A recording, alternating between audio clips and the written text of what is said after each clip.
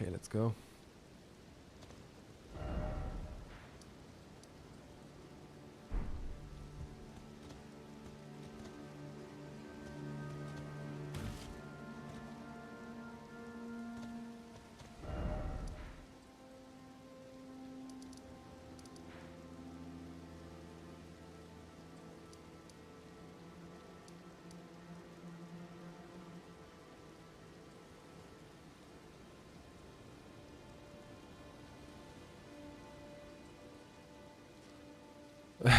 Hey, fishy.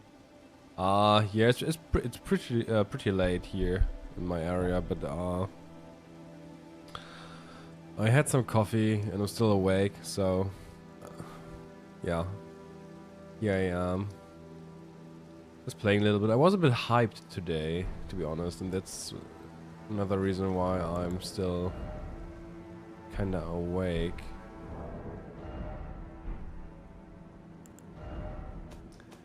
I don't know if there's much to it, but I realized something today that might be something that I can work with.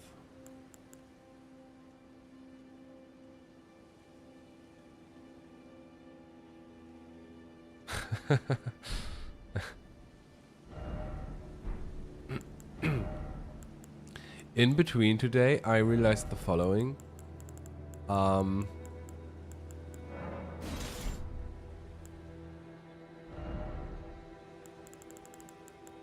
There are some weapons. These are not the only ones, but if you have watched the latest Godfrey chapter, I said that Anastasia, the Tarnished Eater, might be a reference to Radagon, who's posing as Marika, and we're slaughtering the Tarnished. Oh, I don't have it yet. Oh, fuck it. Never mind. And I realized the following. The moveset of the buttering knife. I mean, there's a specific attack animation, and it's in the magma worm's scale sword, actually. The skill, for example, says, grab the scale sword with both hands as a worm would hold it in its mouth, and leap forwards, smashing it into the ground and triggering a blast of magma.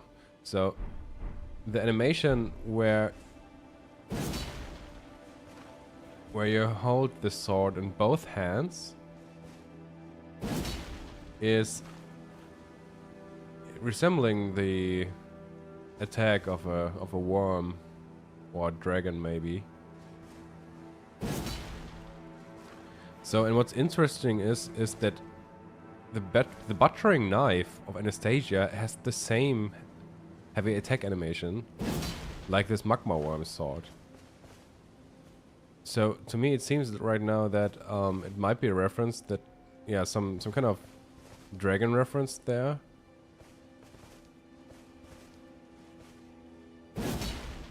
Because Anastasia, the Tarnished Eater, is also attacking with the same heavy attack animations like this great sword from the magma worm. So probably she's also yeah, coded with some kind of dragon relations there, which would fit perfectly with what I already had interpreted. It's just a really interesting observation.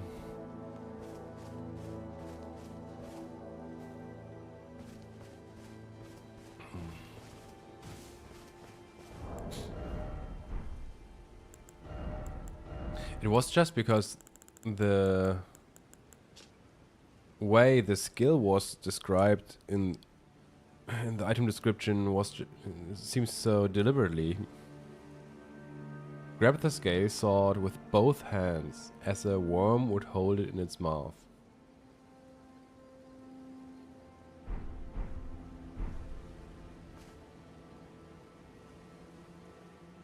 When reading it, it sounds like they were pointing towards the attack animation and that it has some kind of importance. So And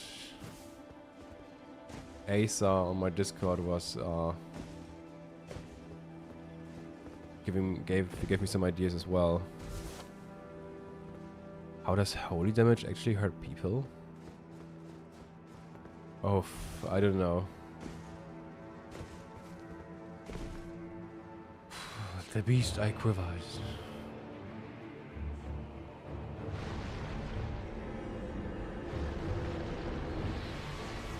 Oh, hell no.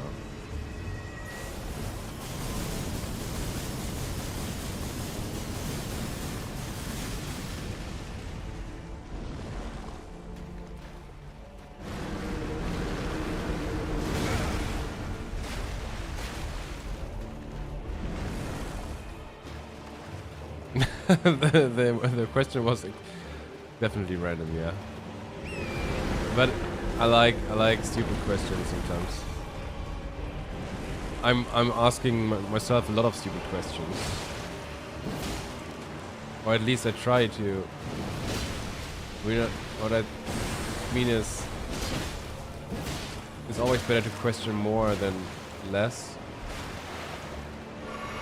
But in the end, we have to ask the right questions, of course. So it's also a matter of asking the right questions in the end. Brah.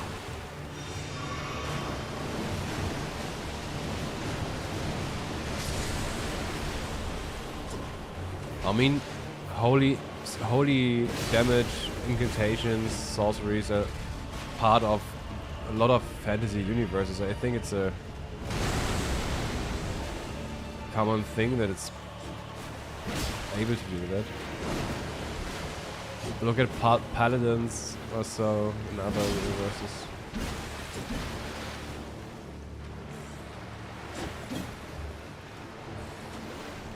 Are they buffed? Oh, they have buffed weapons with Ghost Flame.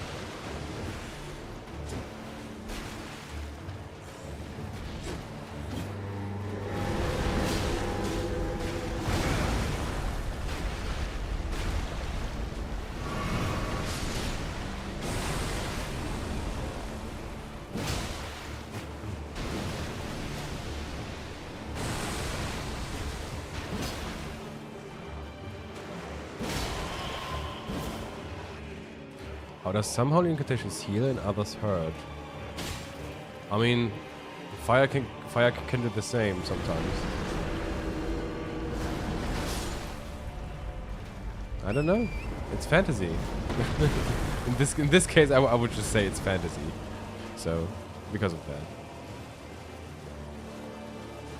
Although, I think we have some kind of concept in Elden Ring where that contains the, I mean, I think the concept exists in Elden Ring where it is about the doses of something or the way how it's used. The best example would be the perfumer arts, because in some are mentioned that the poison and scarlet rot were used for healing arts in the past, but they are obviously poisonous. And I think it's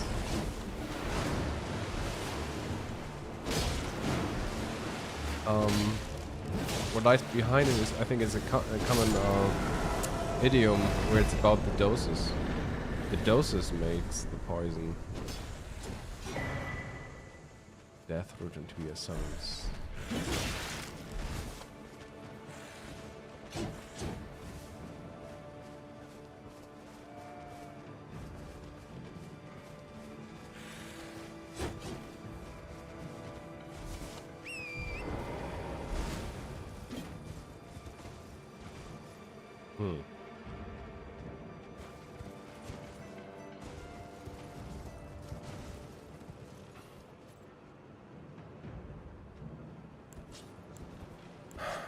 Okay,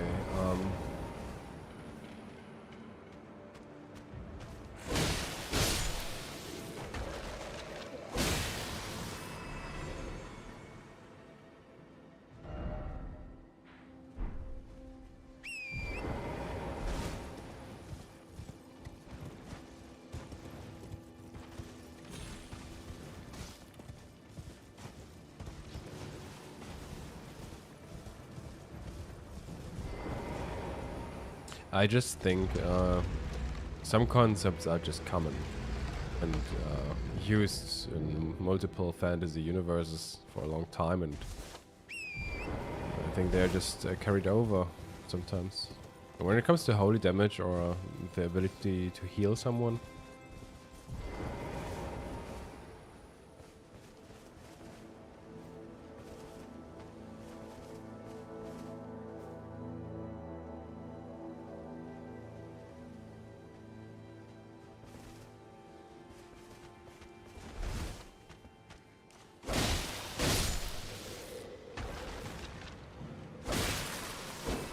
yeah, usually it is like that. The more your the better your connection to the god or the divine is, the better or the more effects. The more the incantations affects you in a positive way, I would say. And if you are spurned by the divine, you are probably taking damage.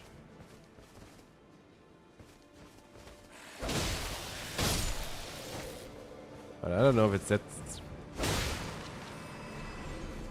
how it works in Elden Ring.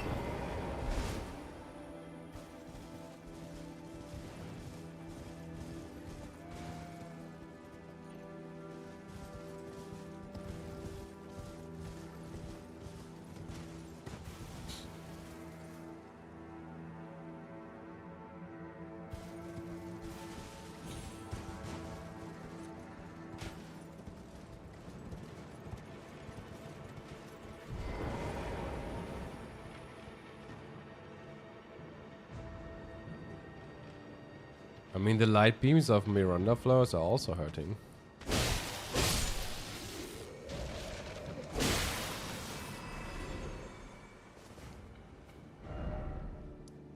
Okay, what do we have here? We have the Windham Catacombs and the Windham Ruins. And to me, it seems that the Windham Catacombs are Godwyn coded.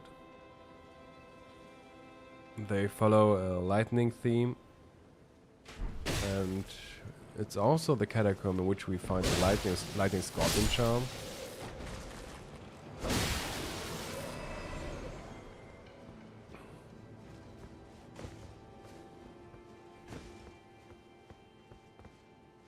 But I was wondering a lot how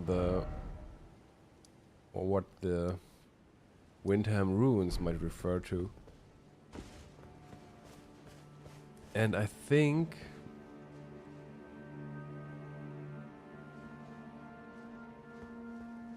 whatever. Let's try to interpret the items in the vicinity first. So we got a little room over here. Dappled white cured meat.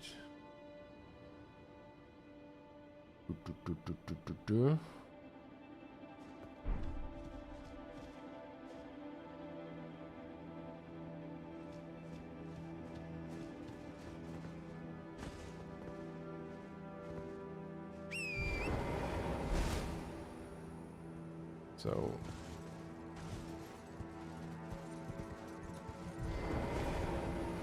I already know that we also, it's not just the dappled cured meat that's so colorful. I think there's even another pearl drag talisman in here.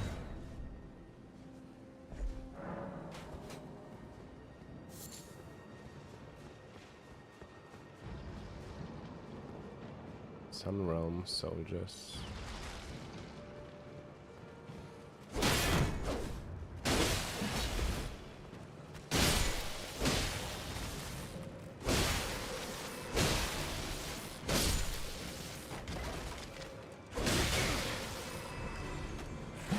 Did you know that they use a unique sword that you can't obtain? It's a oh wait.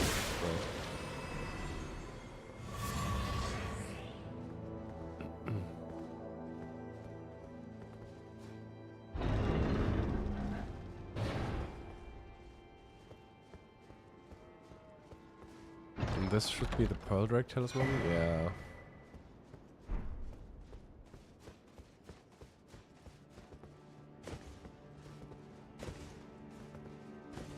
It's interesting. It's not just the Pearl Drake Talisman, but also the double cured meat that we found that are both pretty colorful.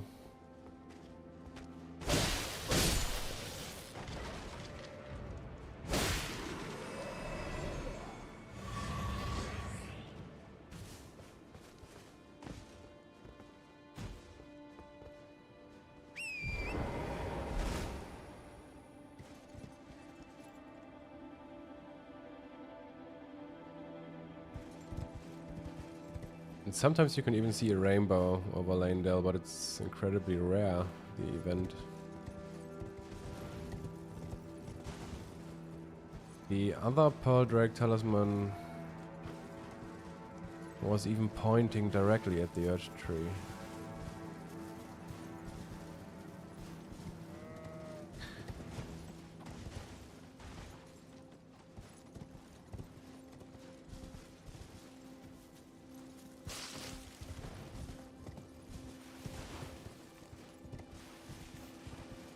I forgot something.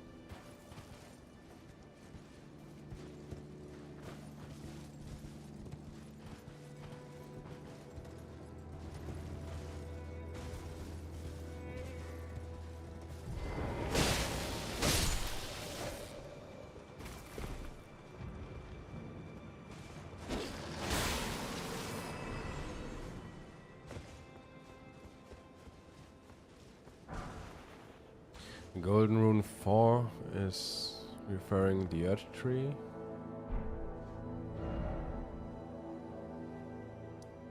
I don't know if it fits, but it might be that we have here some kind of Earth Tree reference. An Earth Tree microcosm or so, maybe. I don't know. It would fit the colorful theme because it seems to be related to souls. And the Earth Tree.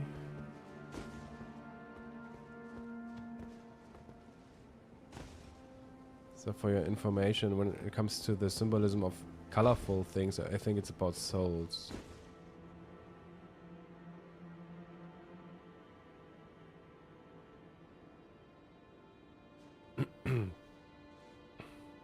Yeah, when it comes to colorful things, I think the symbolism of colorful on its own, just multiple colors or rainbow colors, I think they are representing a lot of different souls.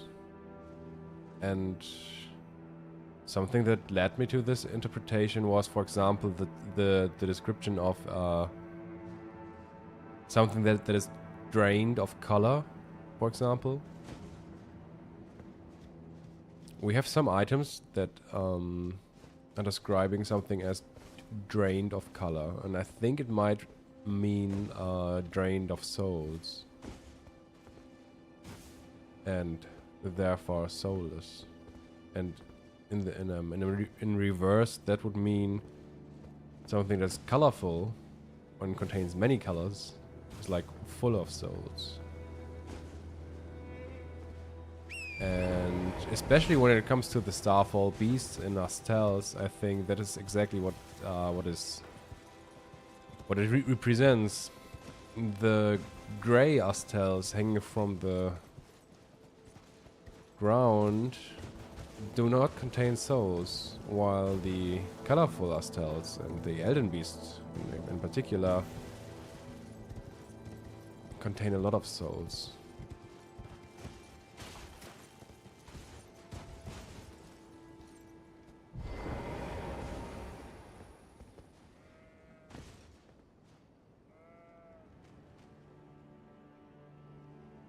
Okay, what else do we have here? Godwyn 7 refers to those born at the Earth Tree.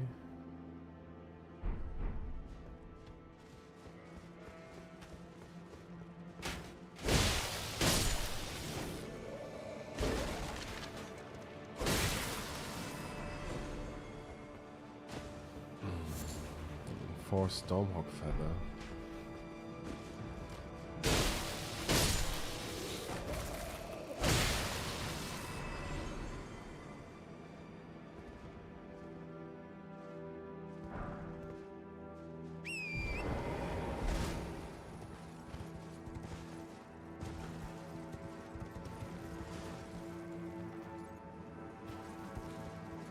Yeah, when it comes to the Tibia Mariner, I think it might be related to Radagon as a ferryman of the dead in a way, you know.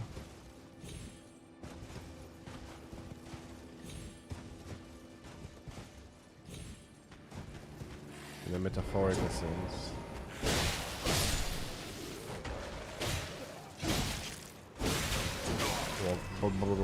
Bro.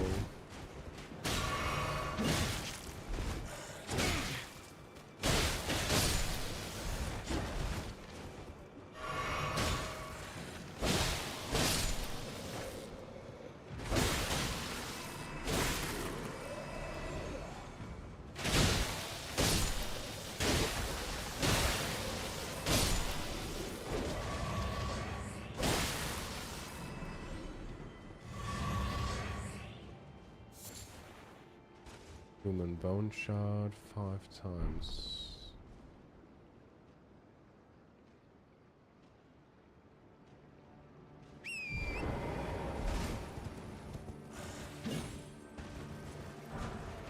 Golden 3.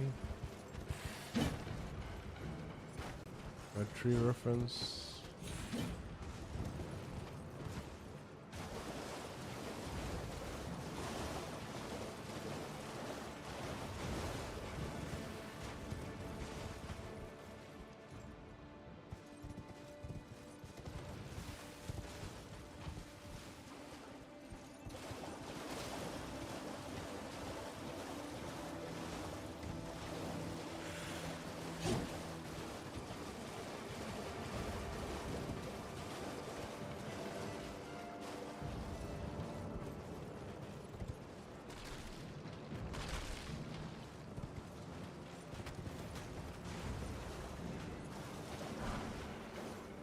Smithing stone 5?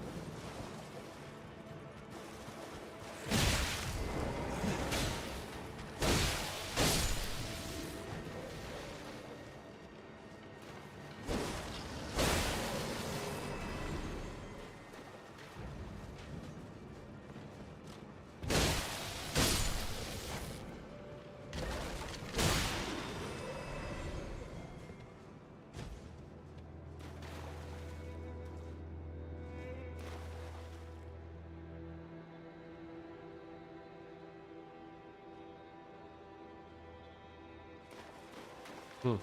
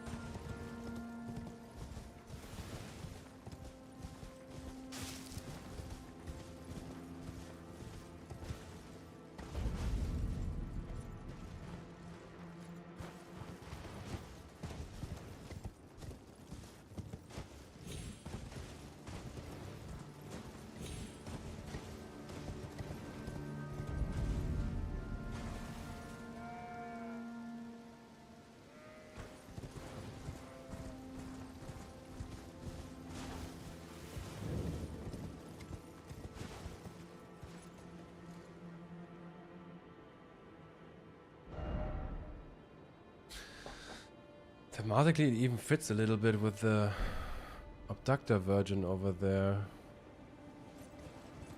which might have been a reference to America abducting us as Godwyn.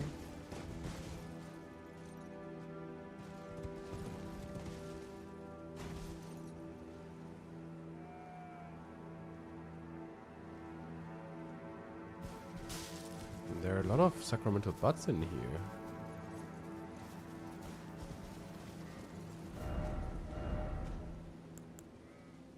What have I used for them? Oh.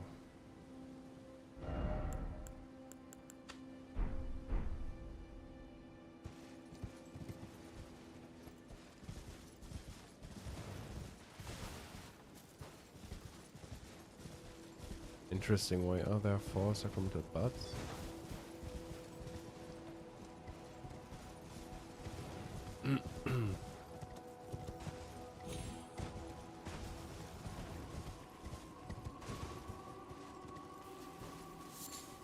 The golden sunflower.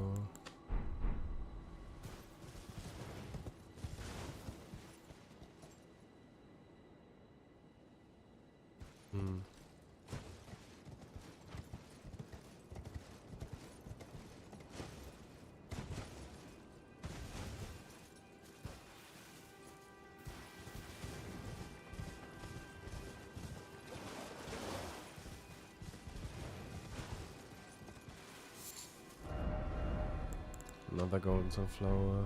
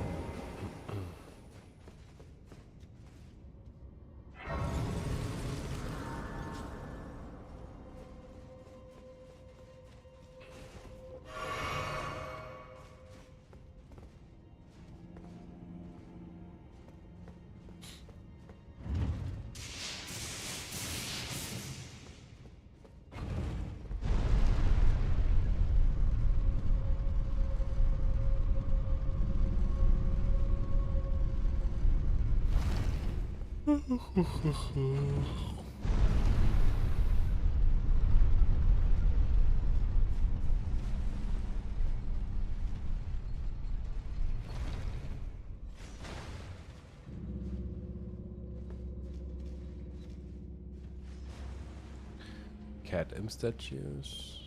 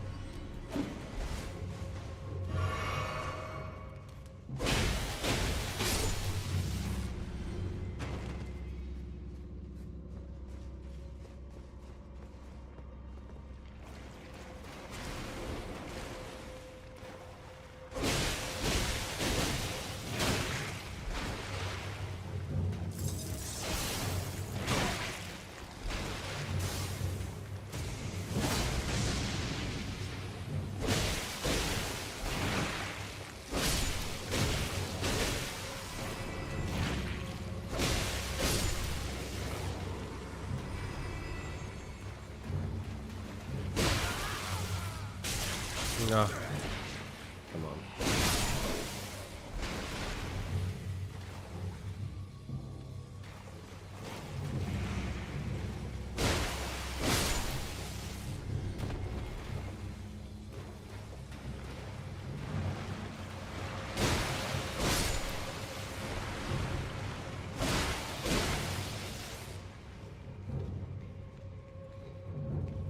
So many empty corpses.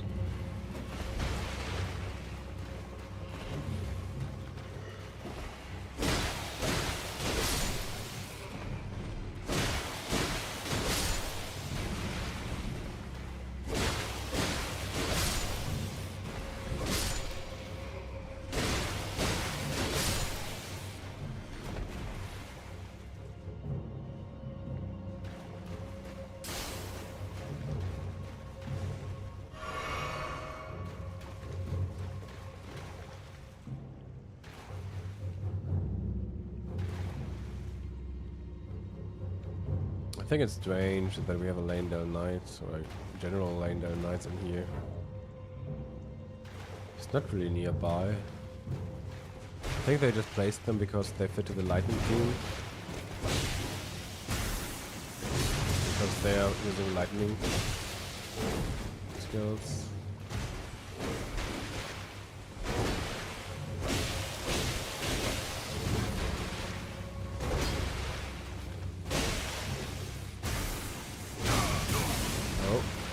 It's lightning slash.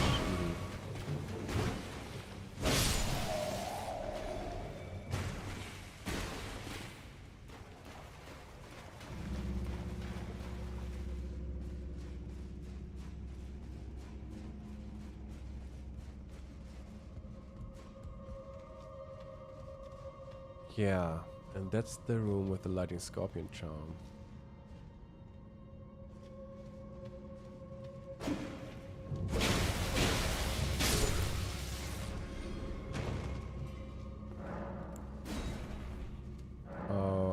Stone sword keys anymore.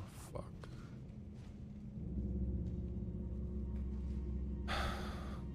Yeah. But as described in my videos, the walls are unique in the base game. We got the statue of the hooded and woman in the black hood and the lightning scorpion charm.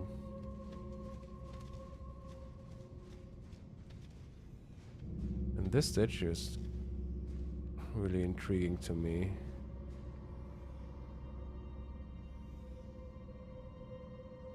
Because it got this, the imp corpse head.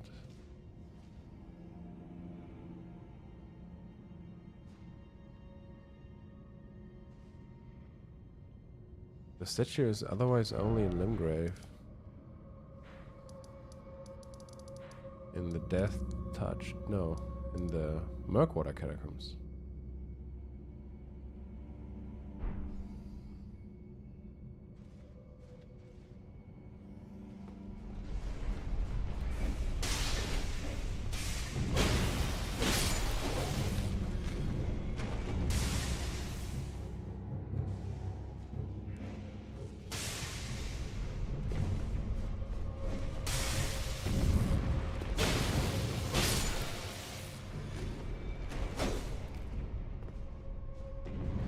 We got a grey violet. So, but this room is in some way, I think, important because it has 6 chairs in it.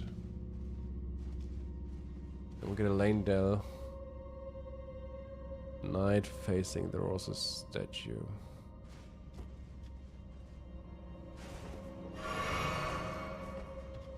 Yeah.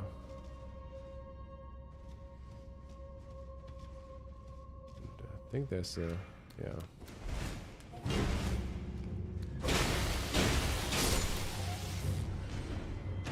Bruh. 1, 2, 3, 4, 5, and 6.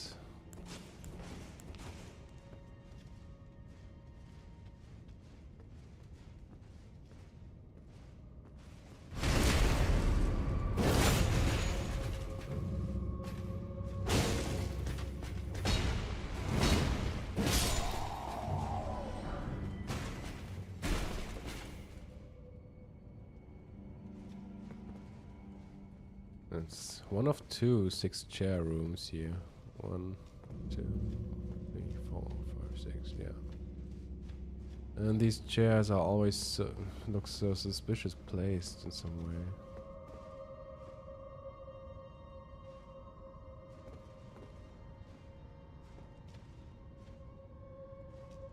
They're always just centered, never laid down or so. And that was what made me feel like there's something to it.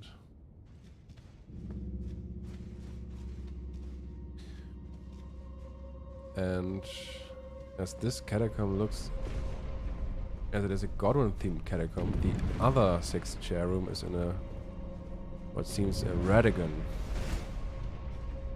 themed catacomb.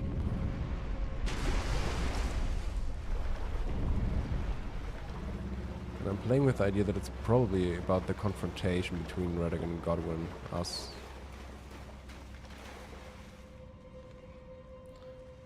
But that's probably also the reason why the Lanedale Knight was looking at the Roses statue.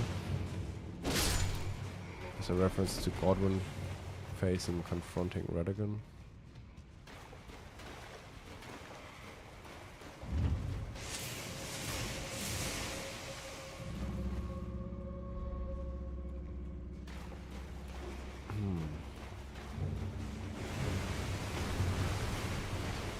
Crabs.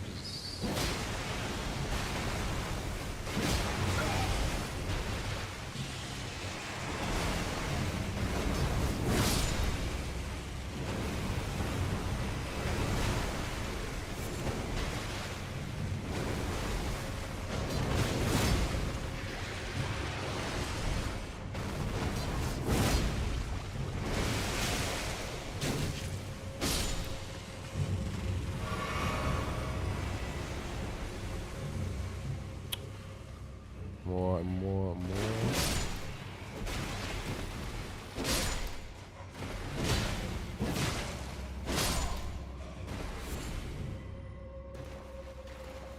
Let's see what item we have. What items? Godwyn Run 5. Archery reference. Magic Grease 2.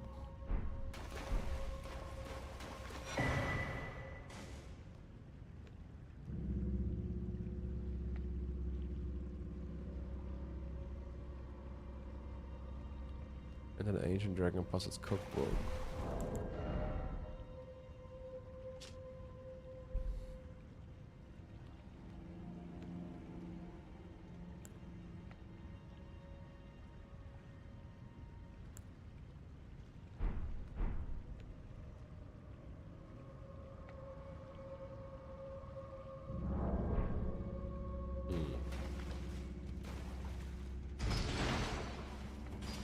I think I forgot to pull the lever.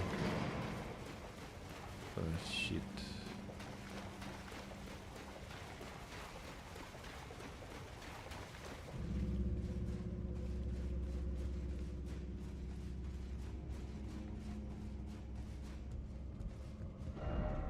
Can I teleport out of here? No. Wait. I'm going to buy me some stones or keys first.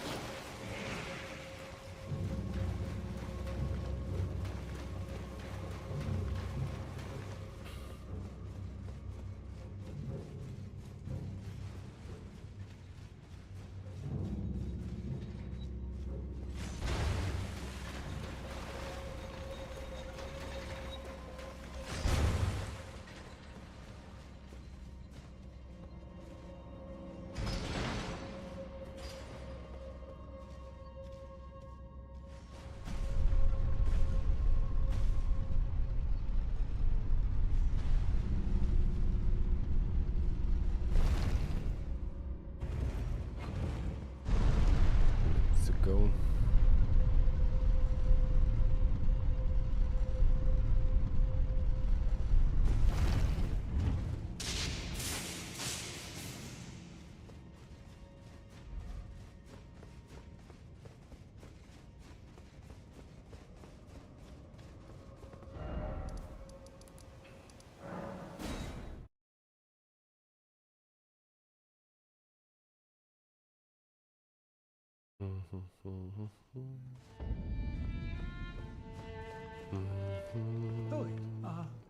didn't realize you came back.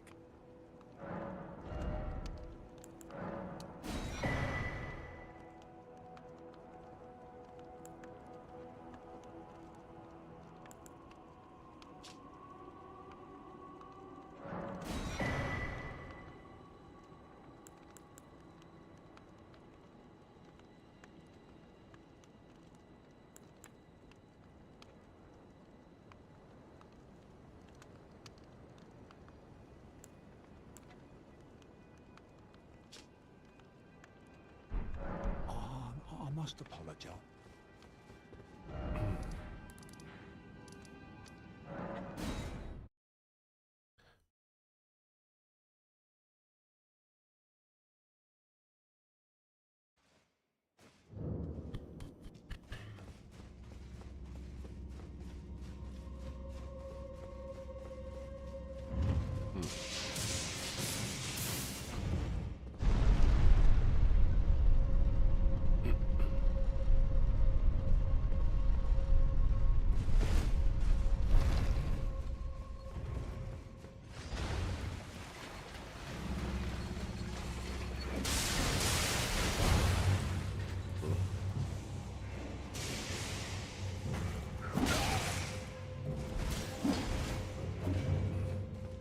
Maybe it wasn't a good idea to run through all of it.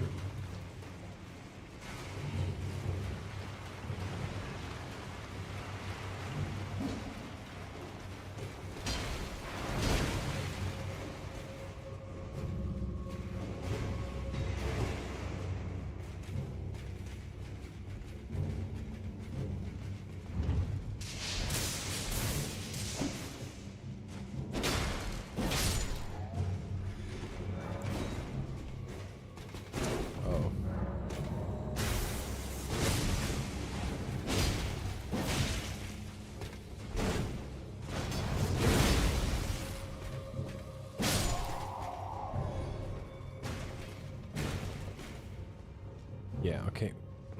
This room is awesome. The walls are unique. There's no other room in the base game that has these walls.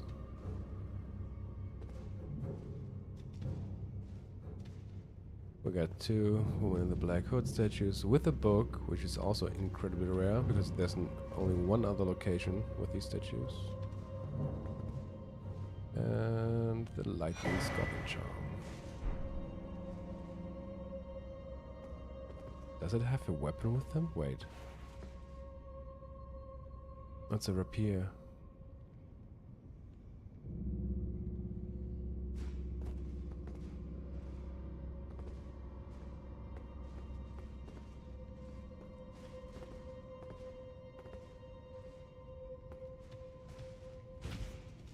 I think the rapier might be about some kind of alliance with others. And especially the cape of Lionel the Lionhearted seems to refer to all for one and one for all, the slogan of the Musketeers.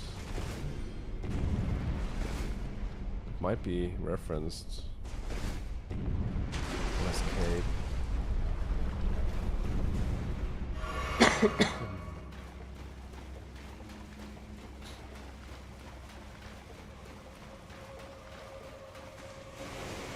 Because in some way everyone fought for Godwyn and we are fighting for everyone else. In that way, all for one and one for all kind of fits pretty well.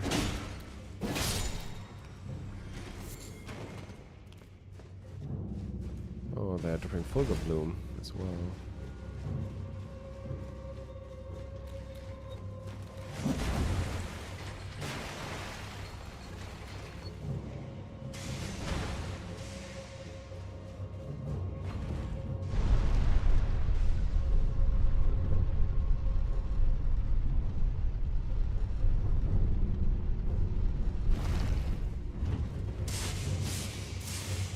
Oh, I still forgot to pull the lever off.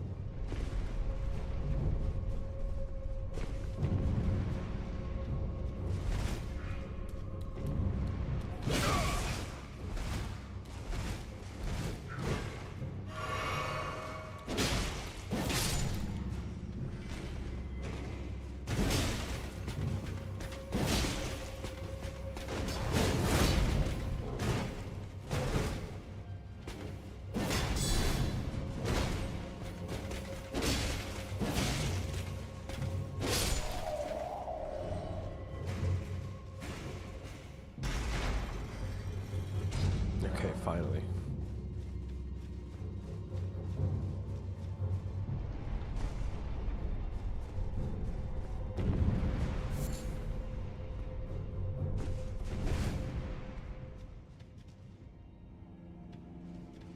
A fork-tongued hatchet, by the way. It seems like it's referring to someone who's deceitful or deceiving others or lying to others. In the description, the blade was described as undulating, and undulating blades seem to always contain a fire reference because the undulating form is resembling fire. They highlighted this more in the DLC, but it was already in the base game. I mean, it's present and described on the flamberge. But there are a lot of other weapons where it's just indirect implicated. And where we have to conclude it from the flamberge. Based on the description of the flamberge and others.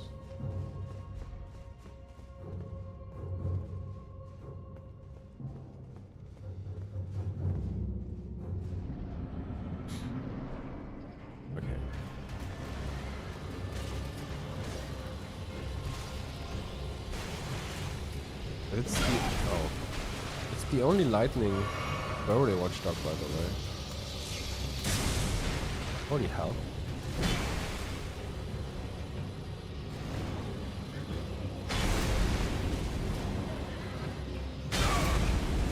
Is it doing anything interesting, by the way?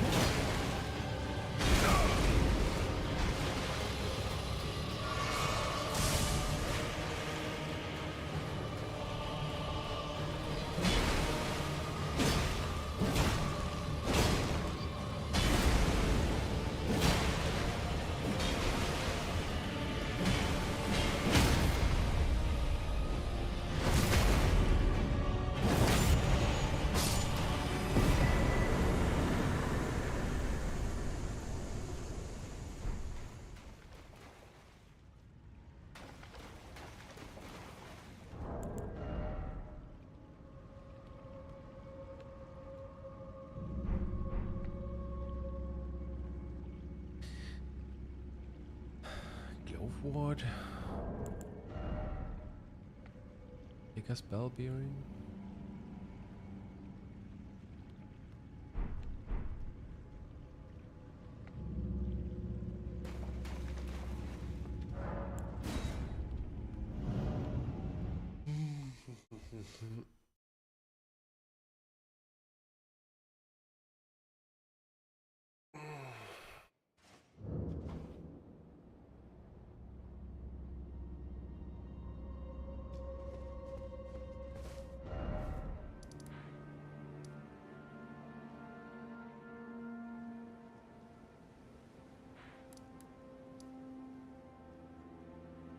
Okay.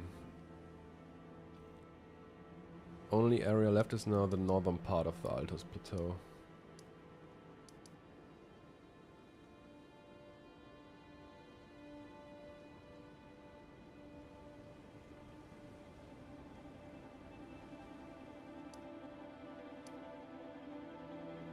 wonder...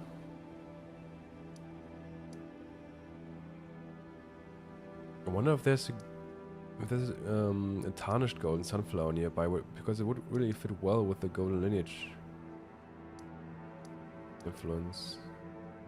Well, let's check this again.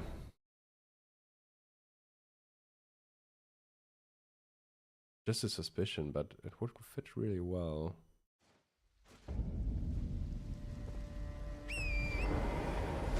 It's always so nice if a suspicion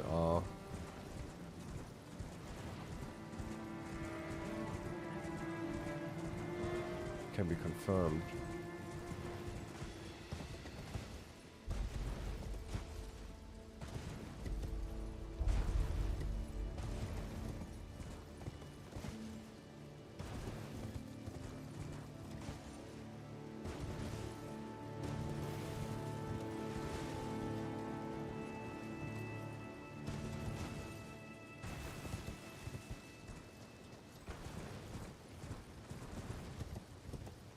Okay, let's see.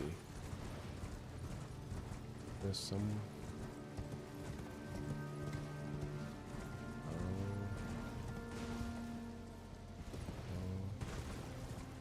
Come on.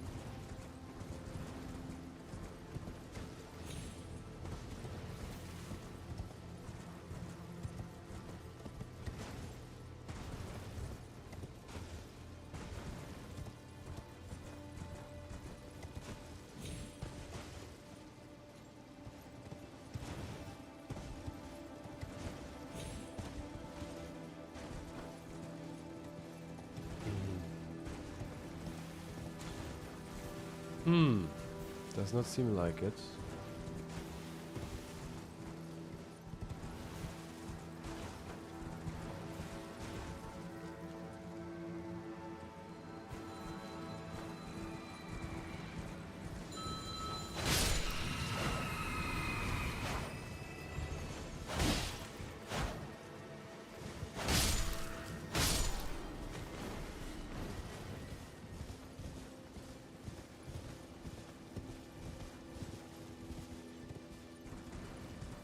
Nope.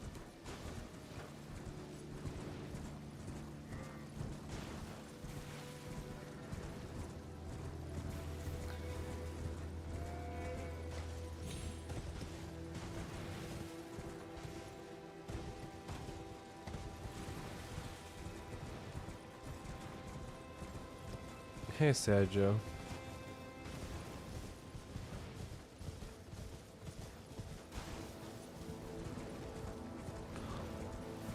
I mean, I would say we are Godwyn, yeah.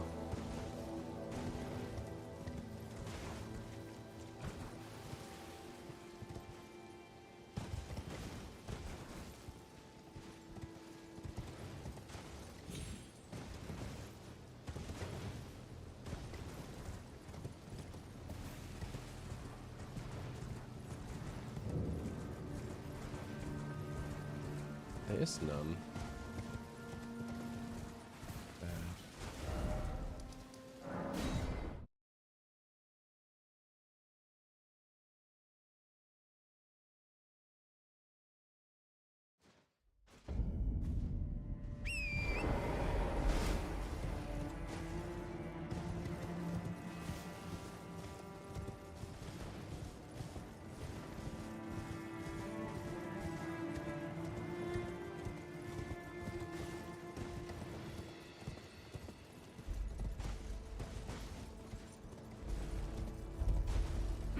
I mean, the name Golden Lineage Cover Gem might already be enough for a Godfrey connection, I guess.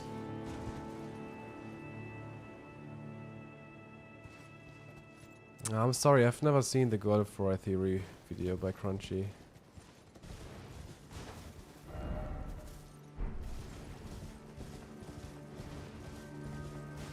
What does it state?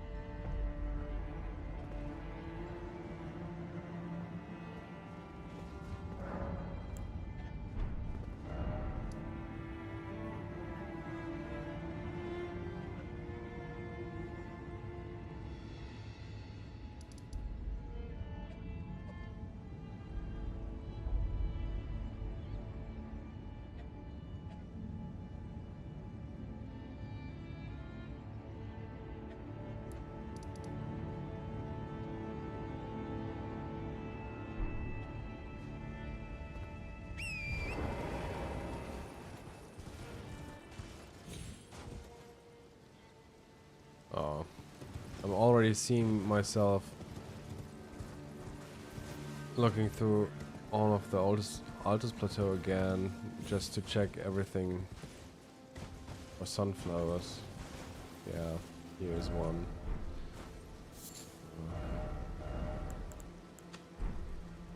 It was the first I've seen that proposed the idea that destined death isn't a form of death, but rather what a person is destined to be.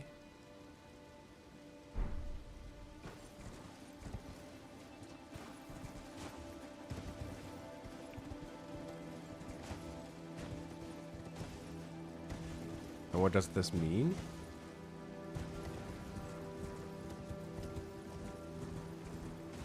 I mean, I do think that we haven't really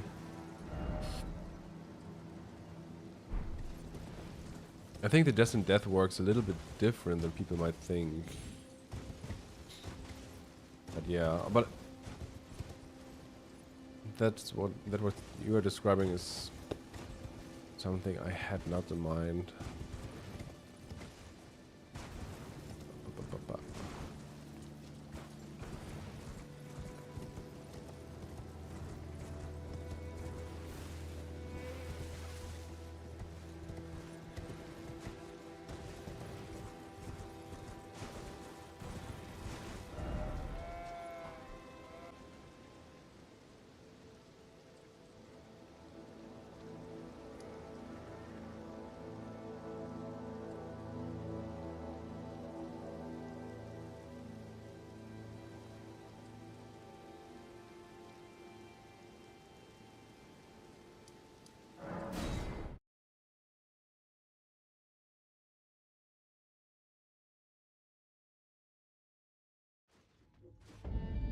It's basically how Yoda becomes Shapridi, or how America is destined to become Radagon. There's other NPCs that are inexplicable and come back after dying but have a different identity and Final Force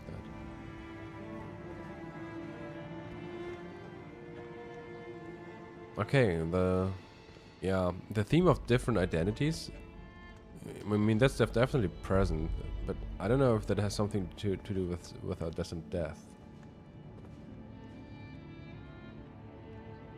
I mean, it's an interesting thought, though.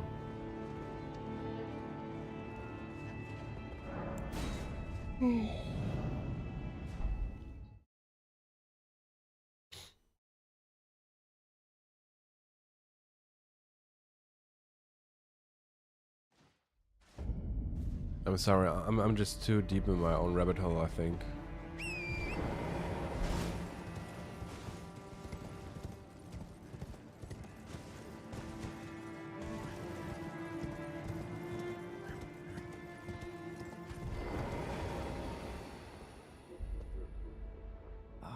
We meet yet again. Thanks to you, I have become acquainted with the noble Goldmask himself, and taken my place by his side, as you can see. Have no fear. I will still teach you incantations as before, though we must do so quietly, such that we not disturb the great master's cogitation. Cogitation?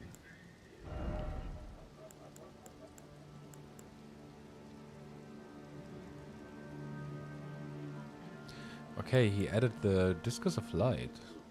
No.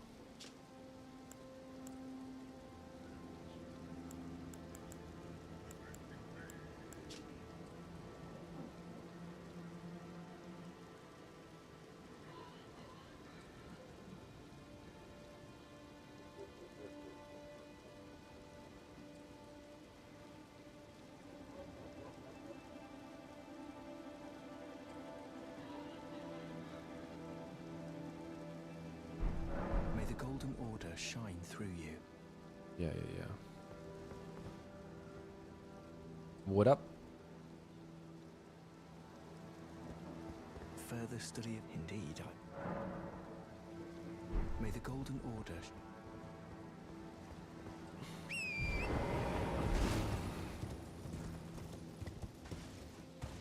I might check his channel out. Crunchy. Is he called Crunchy?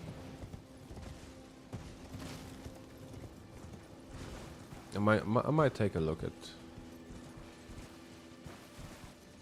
someday in the future.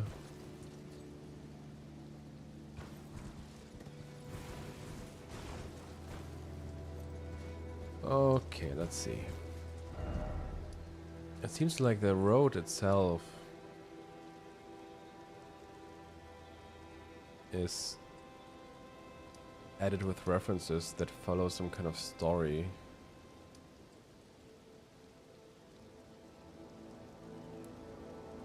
So, we got Corin before he met Gold Mask.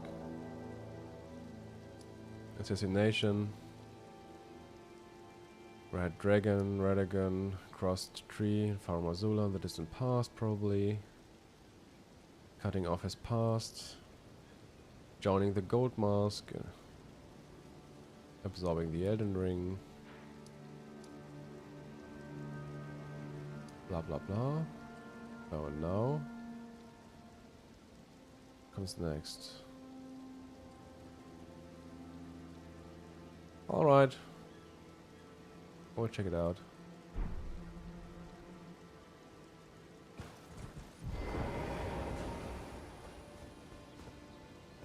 We get a Heimer sorcerer. I think these are also Radagon references.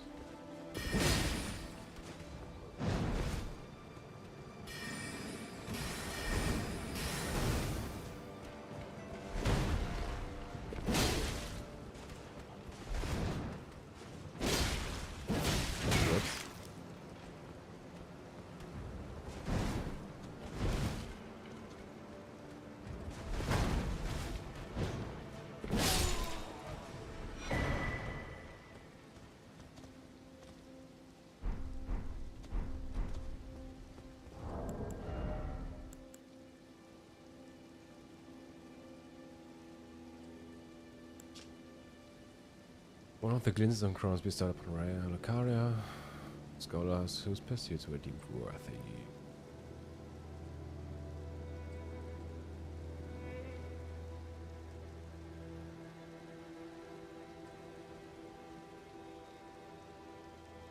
Cannon fire and the gavel. What's a gavel? Broke out and the academy sealed its gates.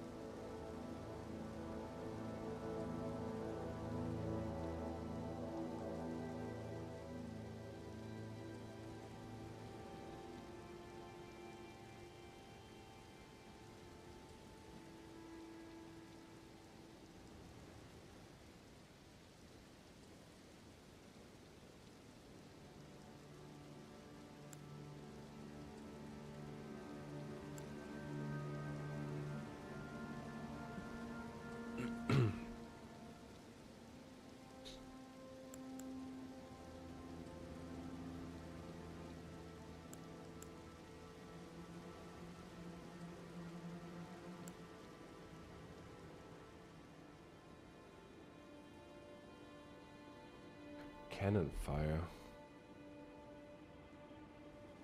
Cannon fire and the gavel.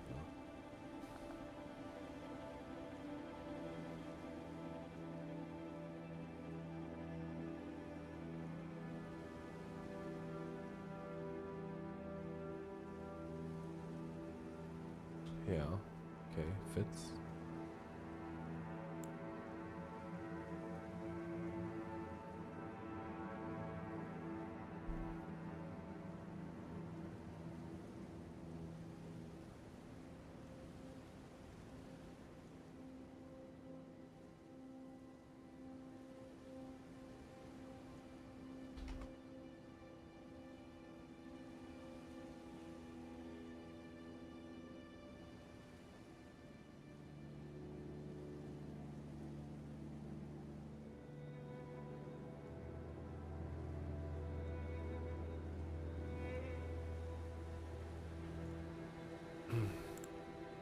Yeah, I'm thinking of Radagon when it comes to the Heimer Glintstone Crown.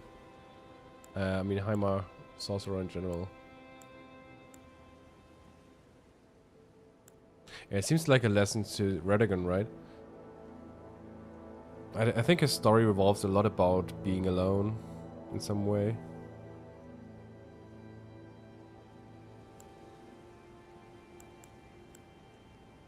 And the leg wraps and the manchettes who described like tattered from being worn on the battlefield kind of fits the whole road of references. Because I think I don't know if you guys have followed my last stream, the last two, because Corrin as a parallel seems to follow this road, and the road itself is some sort of follows some order of events.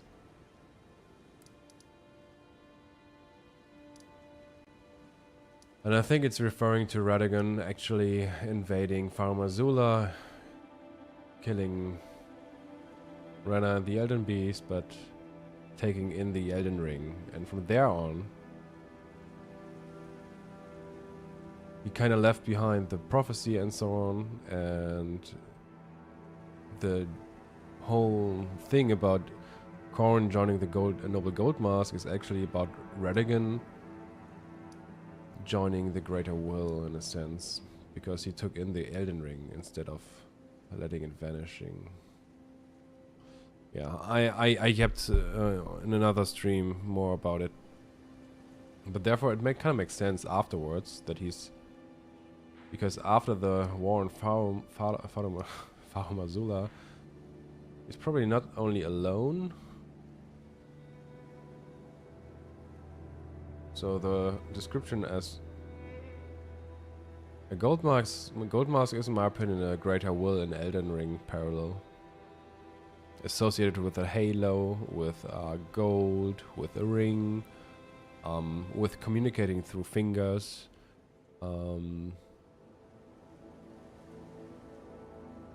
He even has some Earth Tree references on his armor set. Yeah. The Godfrey the first Godfrey chapter was discussing the parallel between Corrin and Radagon and Gold Mask and the Greater Will. Okay, so afterwards it's gonna make sense that we might have a sorcerer that's went through battle.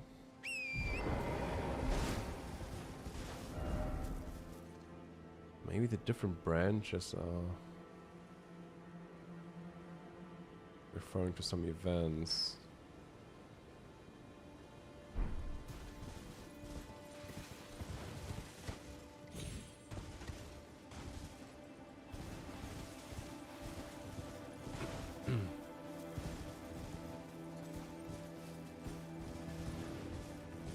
I was always wondering if the rats are sometimes used as a reference to a metaphorical rat, you know, someone who betrayed.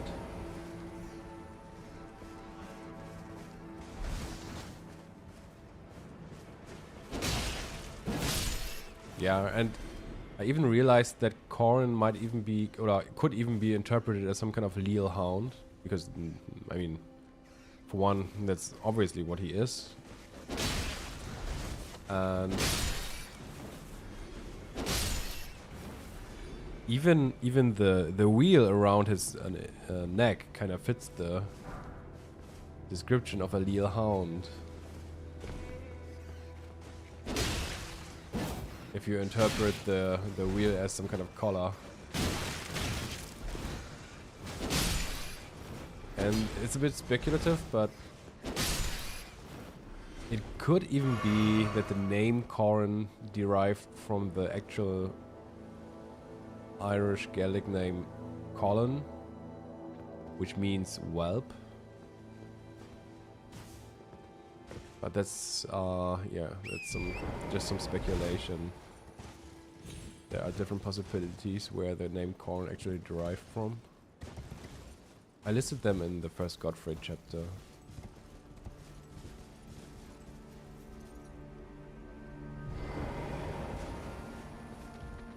Okay, what do we have here?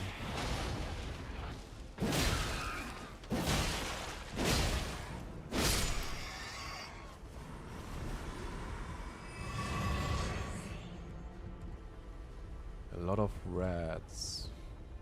And this is the spirit ashes, I think. Yeah, giant red ashes.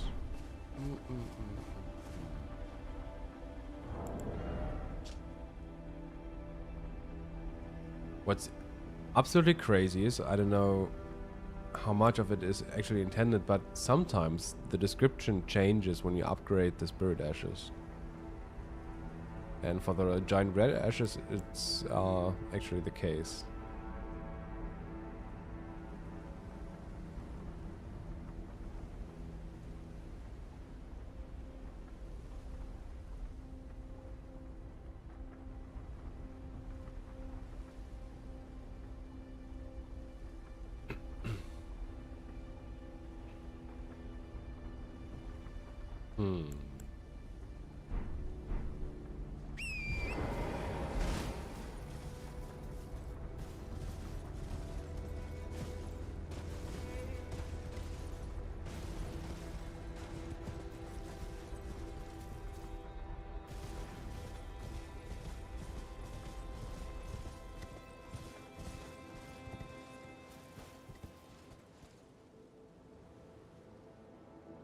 But sometimes I'm not sure if it's always the case that they missed it. Sometimes I think maybe it's even intentional. I mean, in some cases it's obviously intentional because, for example, when the giant red ashes is upgraded to a level where 5 rats are summoned, it says something like that they stopped multiplying.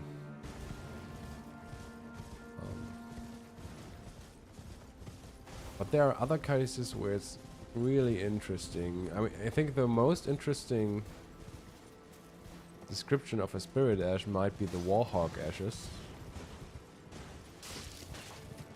Oh, there was a sunflower.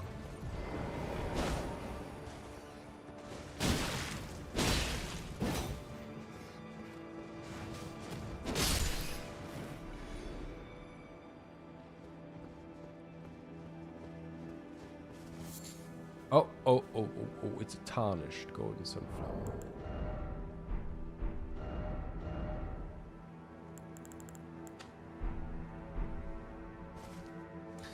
A single red and a tarnished golden sunflowers.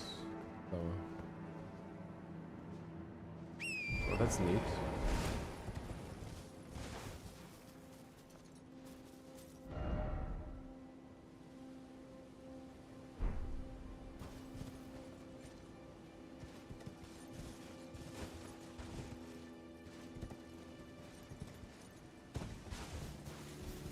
Or is the tarnished golden sunflower? Nah.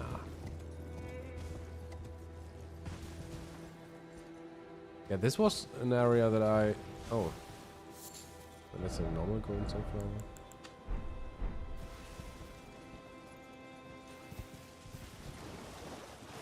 This area always felt so empty.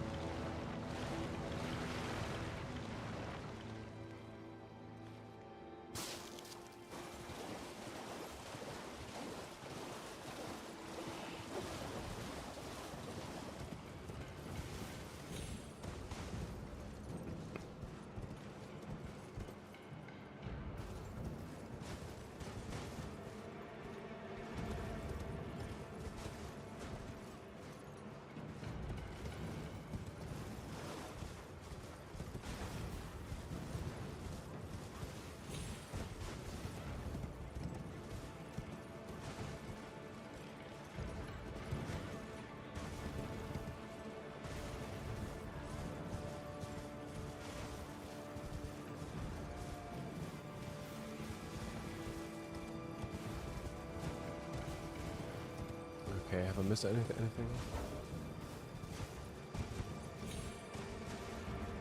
I don't think so.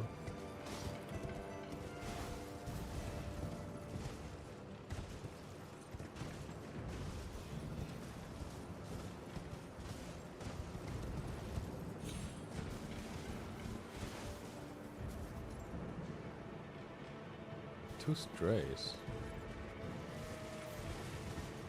Dun, dun, dun, dun.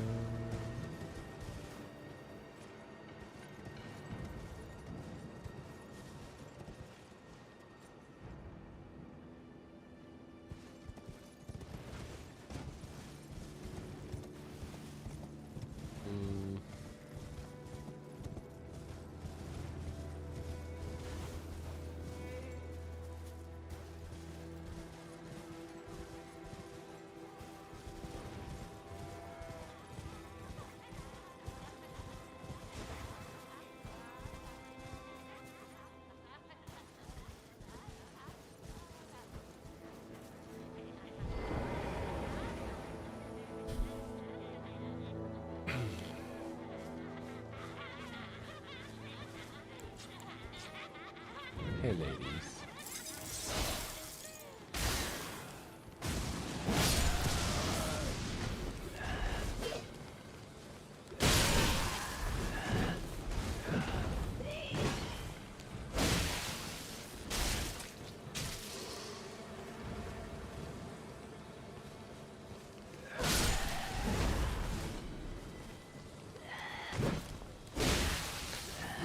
Oh, wait. I didn't know.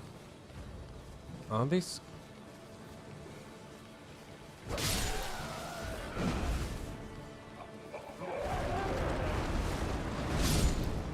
think I might reload the area because I want to know which weapon they are using. I think this weapon might be more...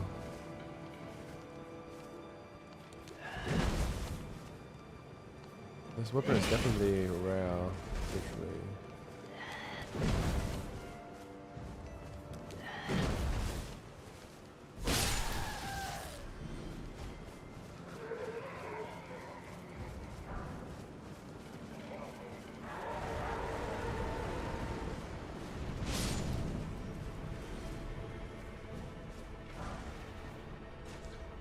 Twin Knight Swords. Nobles, traveling carbon class.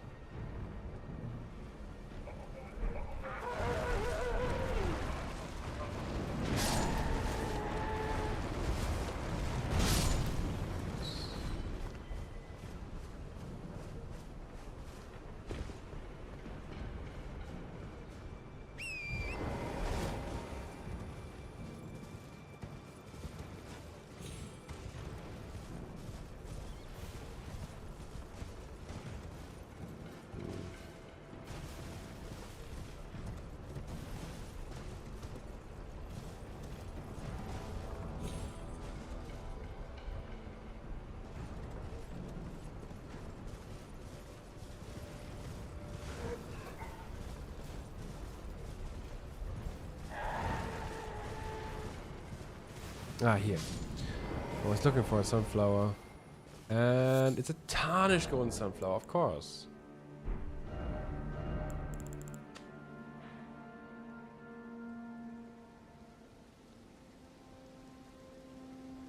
Yeah, that might make sense. Then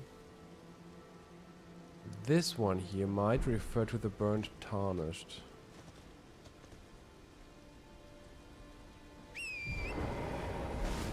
And then it makes absolutely fucking sense why the Navy Hood is here, because it's also a reference to the banished Godfrey.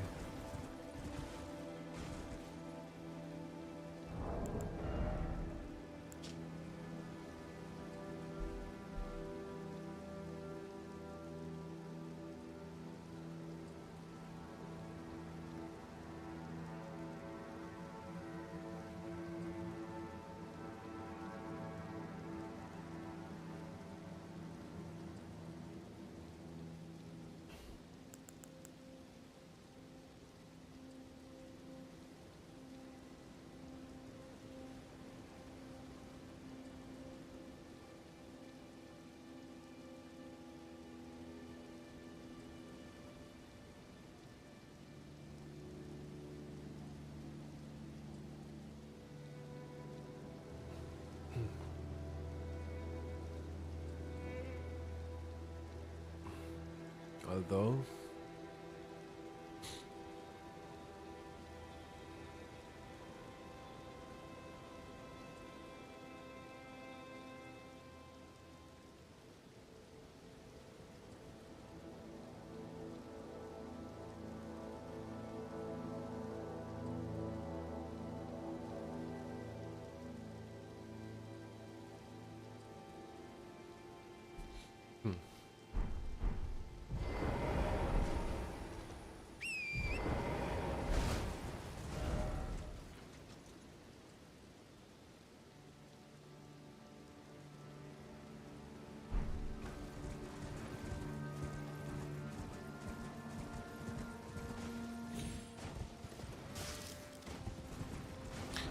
wanted to check. There should be sites of grace nearby.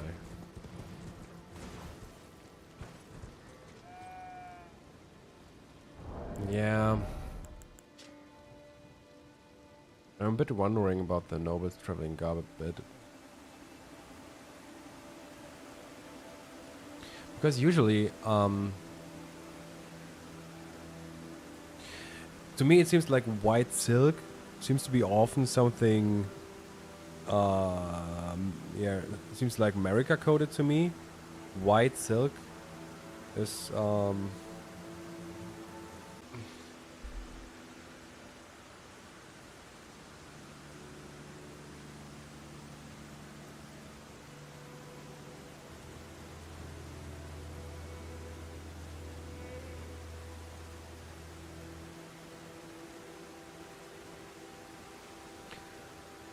I was thinking about Godfrey because Godfrey also has such a blue cape. Godfrey is also banished in a way. And is also affected by the guidance of grace, I would say. And even the navy, the mentioning or the usage of the word navy kind of fits his story, where it's assumed that he left the lands between. But I don't know if the traveling garb also fits with her interpretation as a reference to Godfrey. Because white silk is something I usually associate with America. With Renna, I mean. No one is directly mentioned. I think it's more, once again, some kind of illusion here.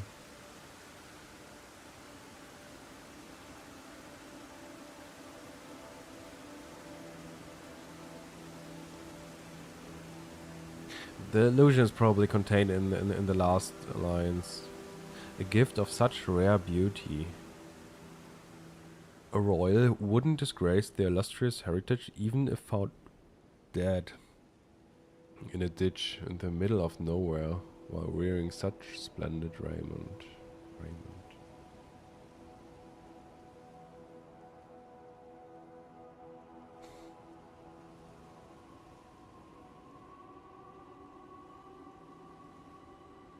Noble's traveling garb.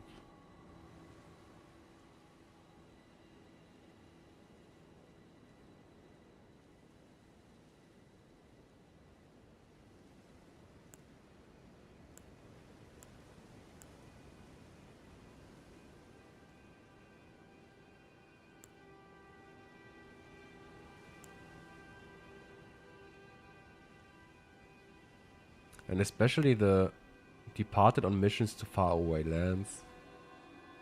Kind of fits also Godfrey's story.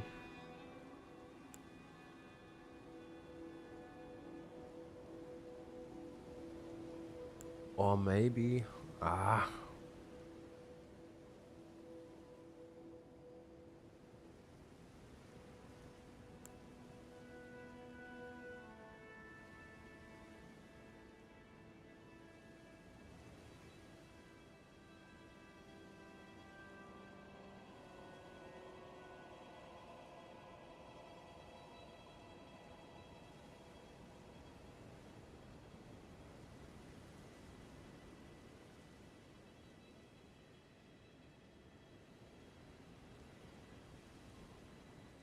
Yeah. I lean more towards a Godfrey reference, but some things are a little bit weird.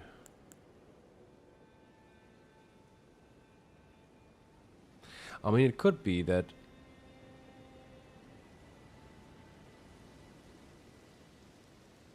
his image that he had in the public is not hurt by whatever will come after the banishment, you know? That it might be, I don't know, that it's maybe it's about that the image of Godfrey will stay positive in a way, although he's banished. And whatever he might have done afterwards, I don't know. Maybe it's about that, but yeah. Still a bit... another tarnished golden sunflower.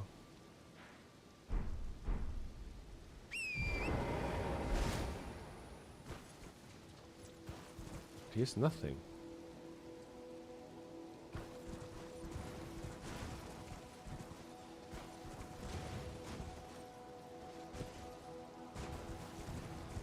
There are 2 strays. Are they attacking when I'm running nearby? No.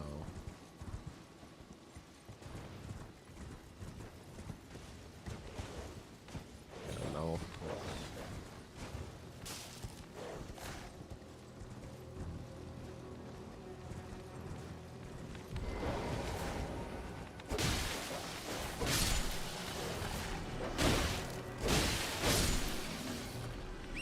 Third one.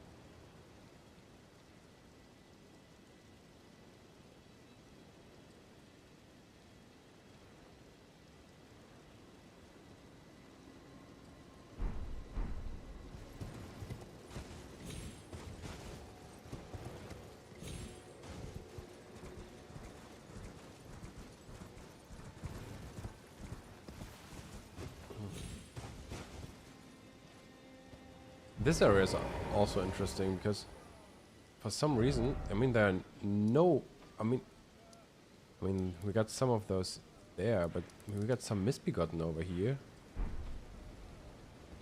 And some nobles who are scared of them. This is a golden sunflower.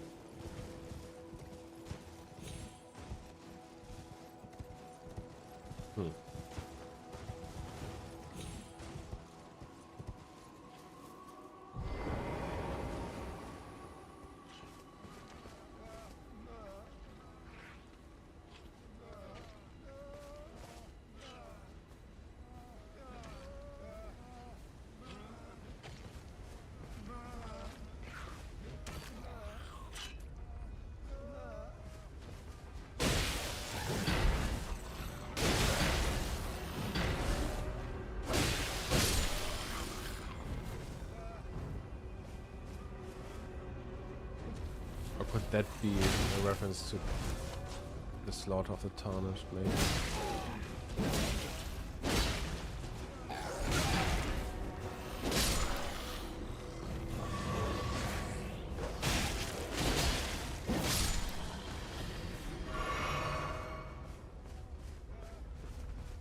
Let's see what we find in the... Oh, come on. Let's see what items. Yeah. 10 raw meat dumpling.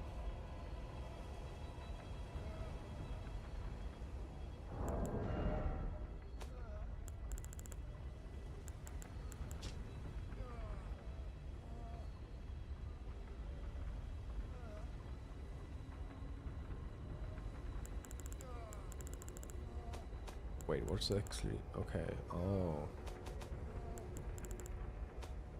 Wait, they are pretty...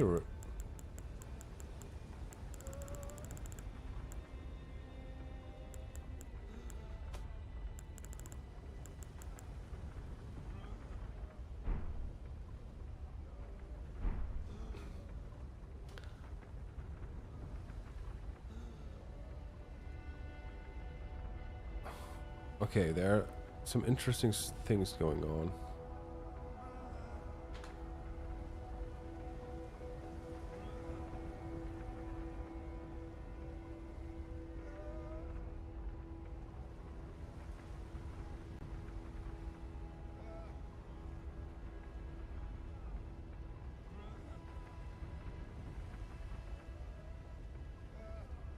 There are only 2 locations in the base game where they are placed, as it seems. Or not?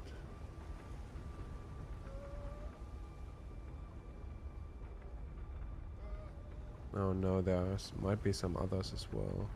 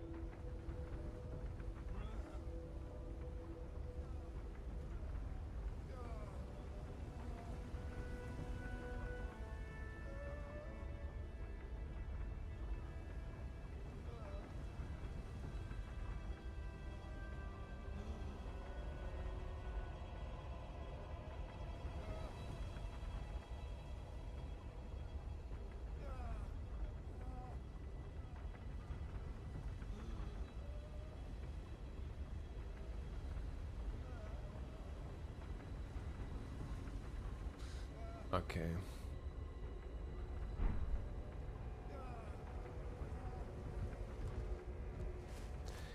Yeah.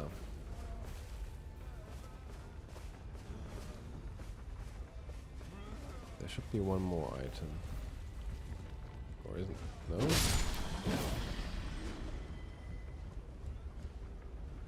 A terrier leaf.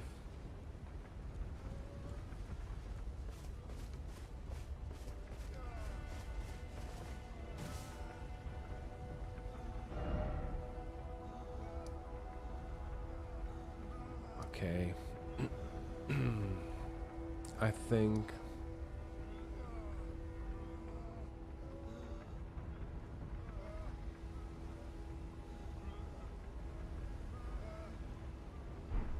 Who is wearing the noble's traveling garb? Is that what Roderica is wearing?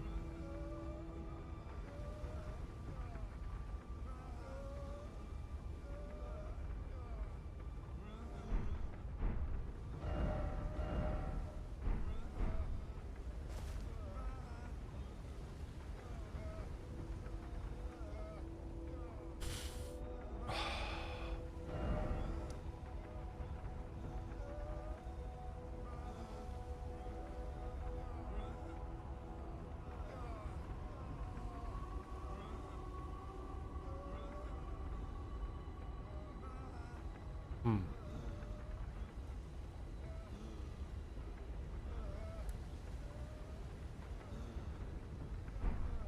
I think... Oh, another artillery leaf.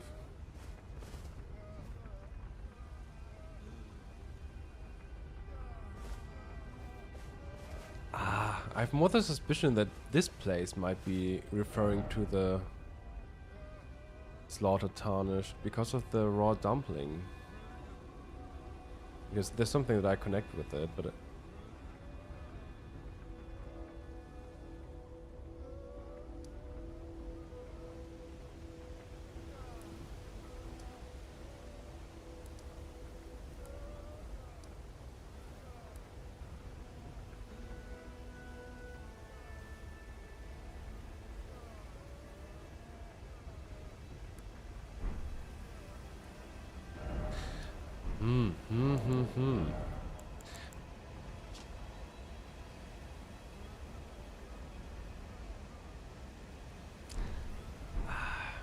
I still can't tell.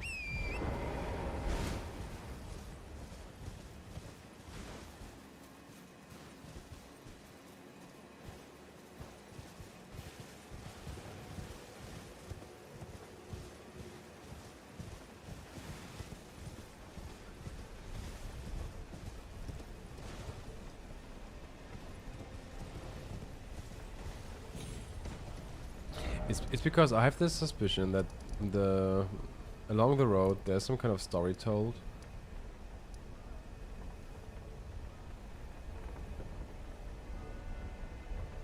And I think from here on, from Noble Gold Musk and Corin, it should be about the story of the Earth Tree, I think. At some point the Tarnish would have been banished and slaughtered. Maybe it's about this one here, but I'm not sure.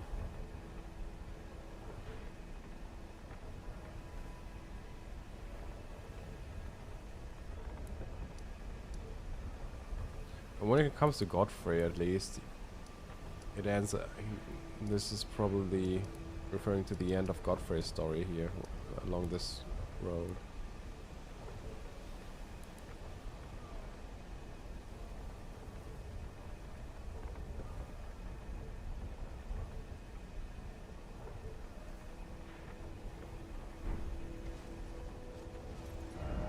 So I'm just assuming that it's probably something... So here we have a chained lion, which probably is referring to some... Yeah, probably referring to the banished Godfrey in some way, but...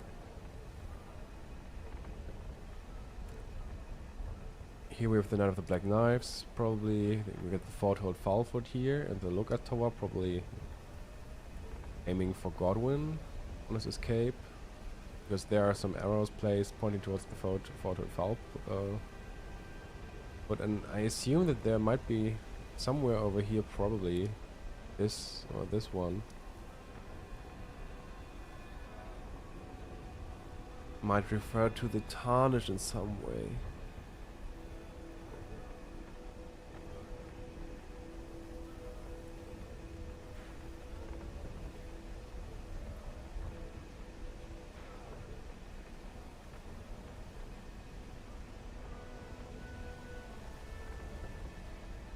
Maybe we have to take these three together, I don't know.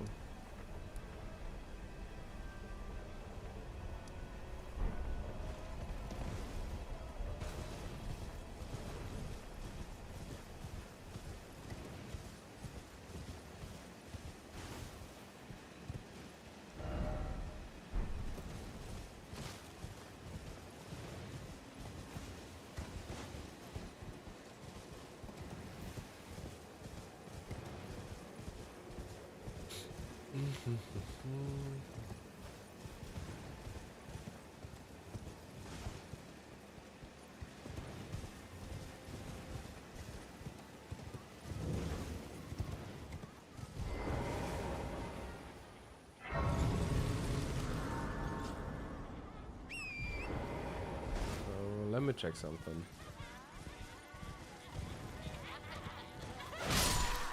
Oh no, I didn't want to kill you. Okay, never mind.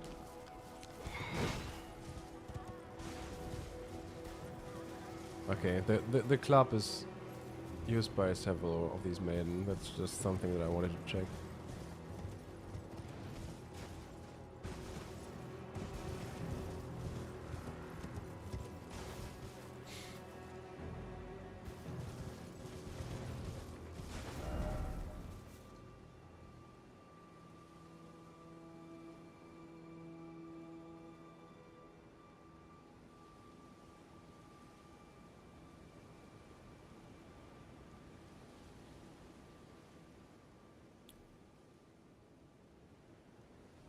Roderica goes full Luke Skywalker Gia when she joins the round table.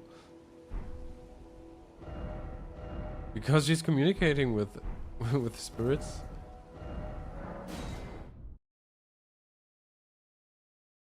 With Master Yoda.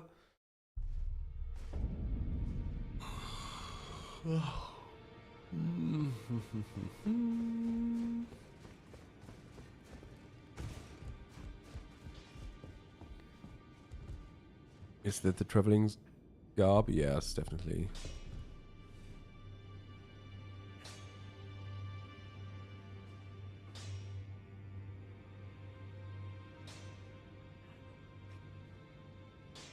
Hands.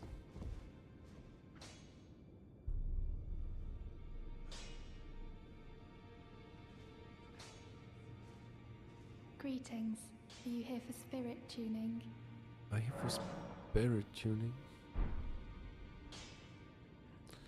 She's looking... I never realized how she's looking at her hands. Like, what have I done?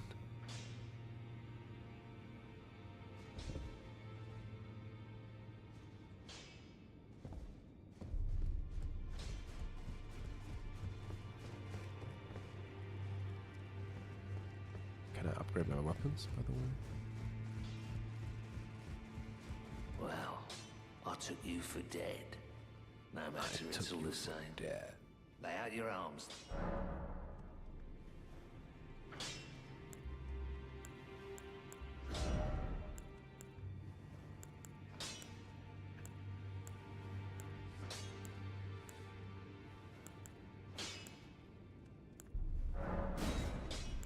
Oh, I'm missing smithing stone 4s.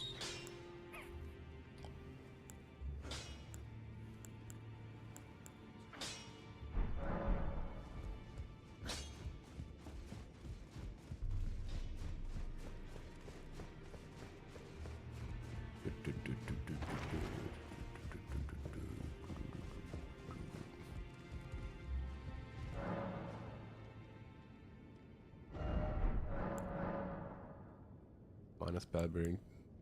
Yeah.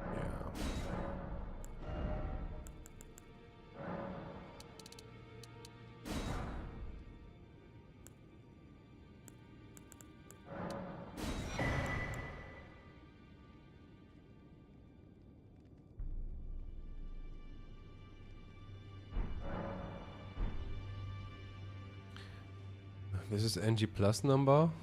What for you? This is a new run, a new playthrough.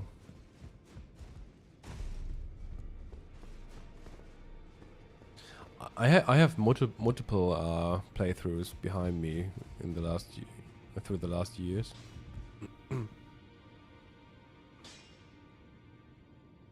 But this is just a new playthrough.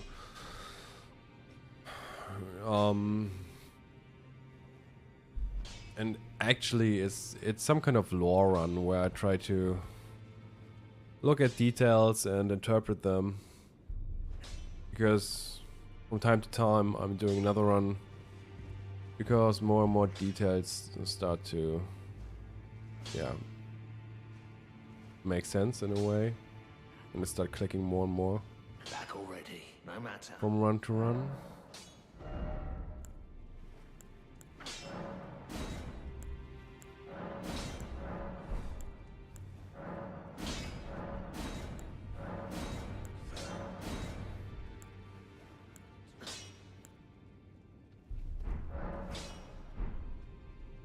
tackle, no matter.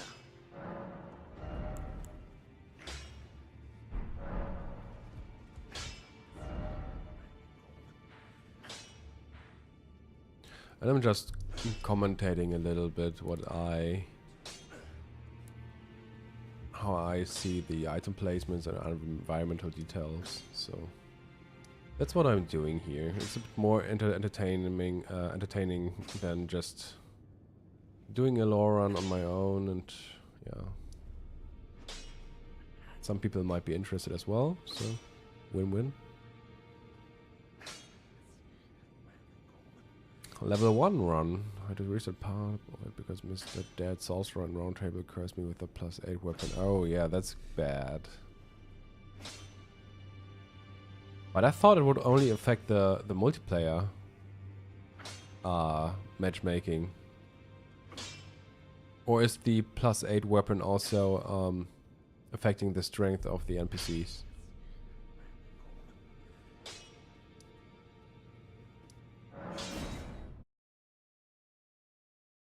Oh, okay. So you want to avoid weapons in general, but for I mean, do you think anyone is checking your save file if you have had any weapons with you? I mean, if you are true to yourself, I mean, you're just doing. Couldn't you have just continued with your level 1 and a club or so? No one was forcing you to use the +8 weapon, right?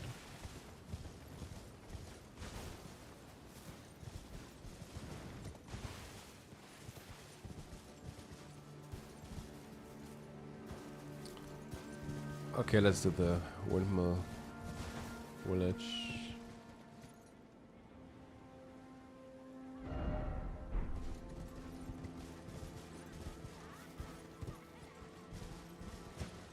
But you got my respect for the level 1 run.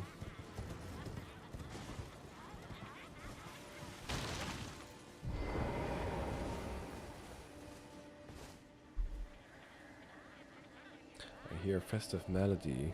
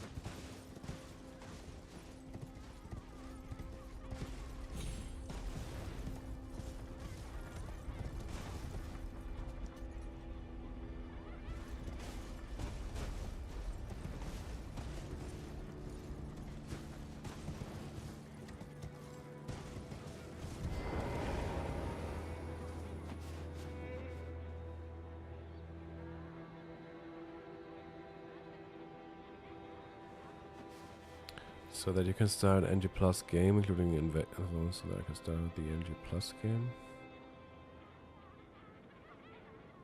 Unupgraded but fully armed.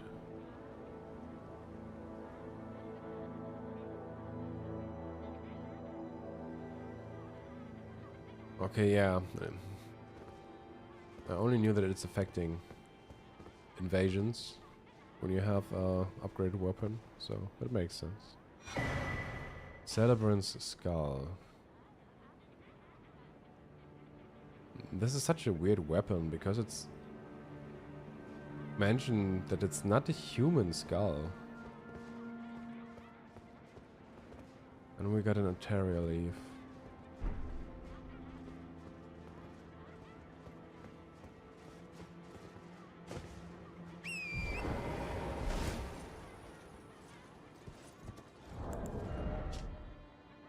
The striking end is a skull too large in size to be human.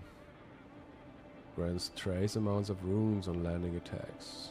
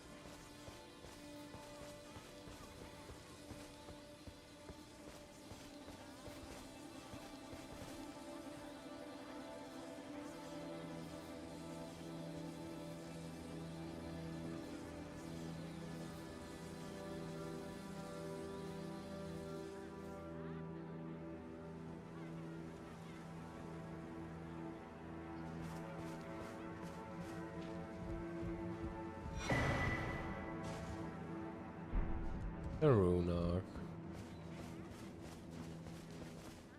I mean, you're not that wrong.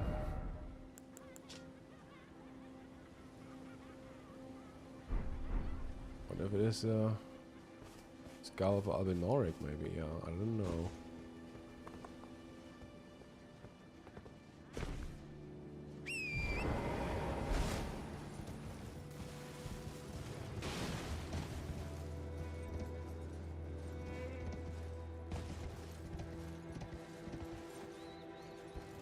No item?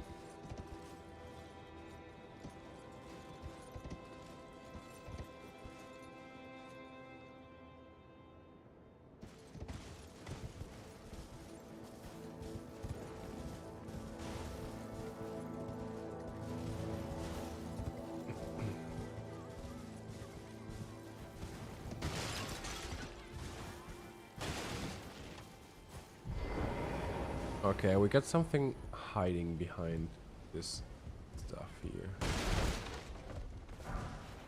It's a Godwyn Run 5. Some Urge Tree reference.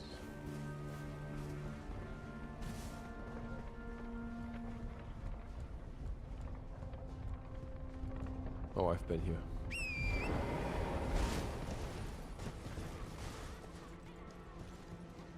What's up with them?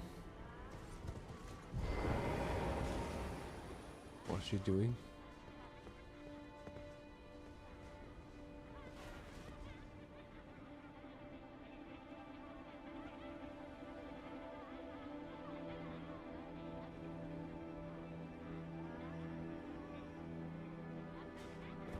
Okay. So she looks kind of dead, but I bet she's not dead. And she looks immediately frustrated and leaning towards a tree.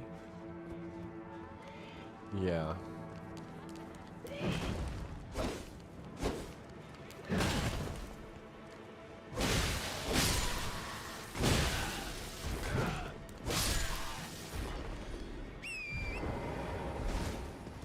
Strange behavior.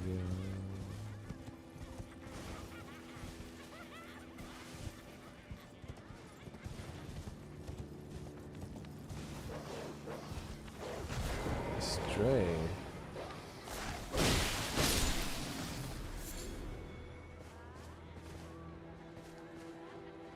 Another stray.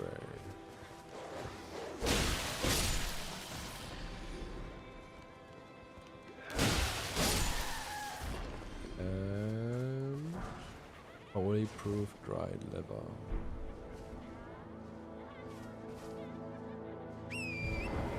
The roof-dangling aliens of the meteor-based bowl sleeping off craters means that alien life is loose in the area as well. We get all kind of skulls from everywhere cluttering the landscape. Yeah.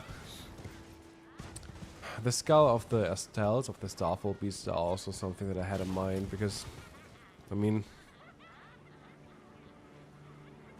looking at all the enemies inside of the game, these Starfall beasts are probably one of the first associations that come to mind when seeing a big skull that is not human. But I don't know how it relates.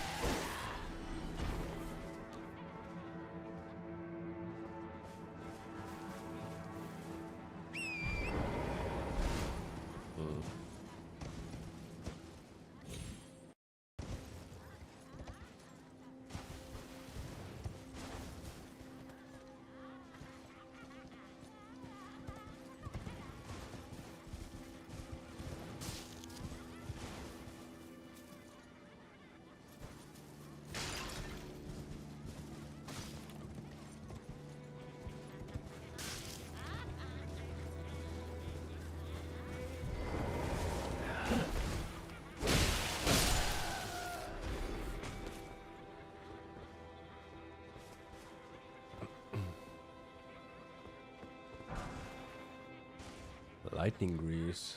Lightning grease?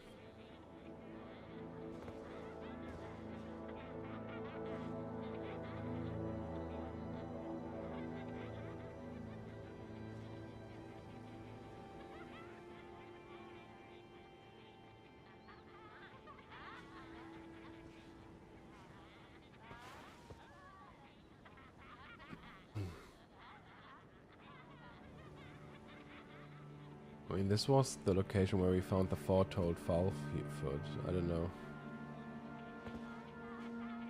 It's supposed to look in that direction.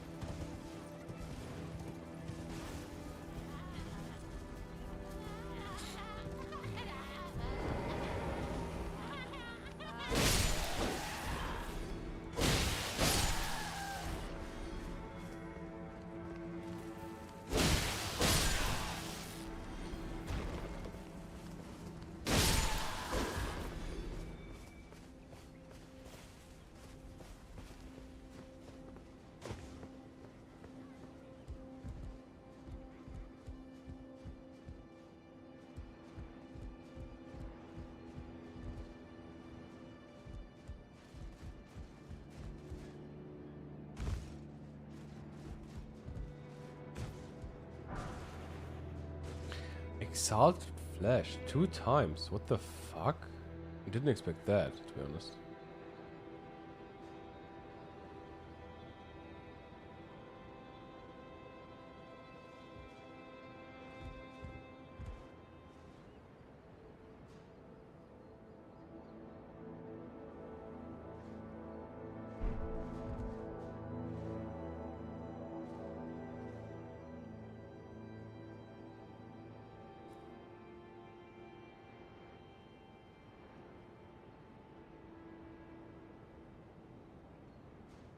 Oh.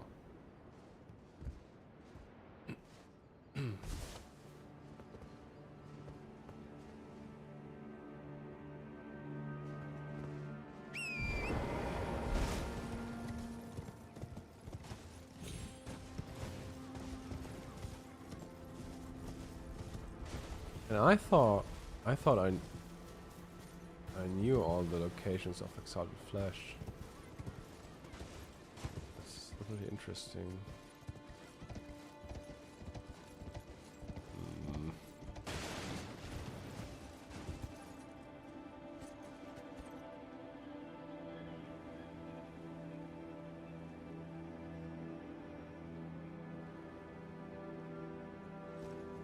Turning into broccoli. Broccoli is so delicious.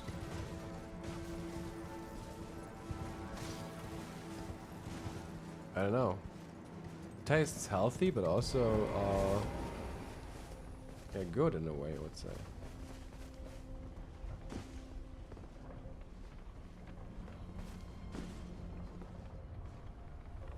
Shouldn't there be a summoning sign over here? Oh, there it is. Let's go, medicine.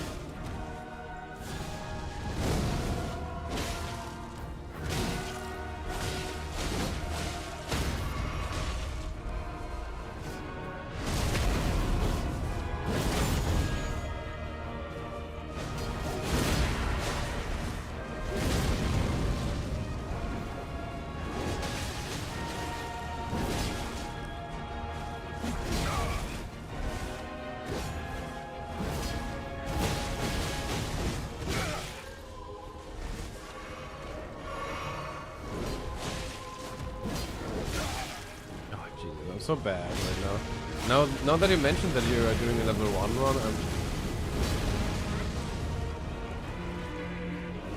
I'm playing like shit.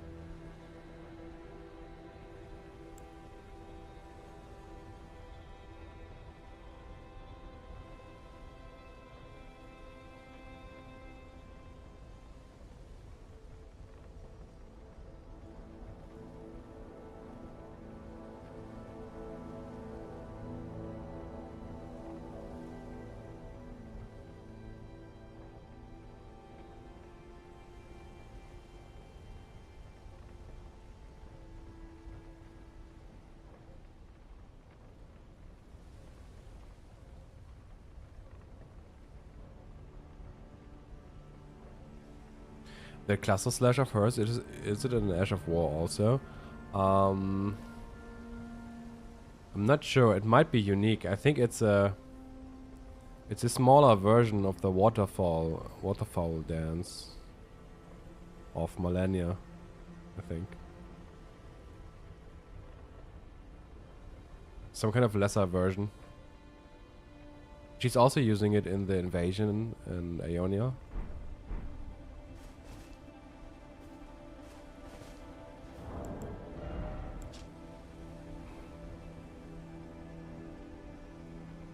Disturbing design.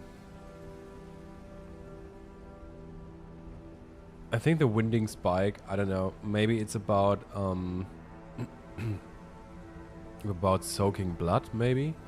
Usually the other weapons that you can find that have such a design, like the bloody helix, for example, they are like designed like that to make the blood blow out, I think.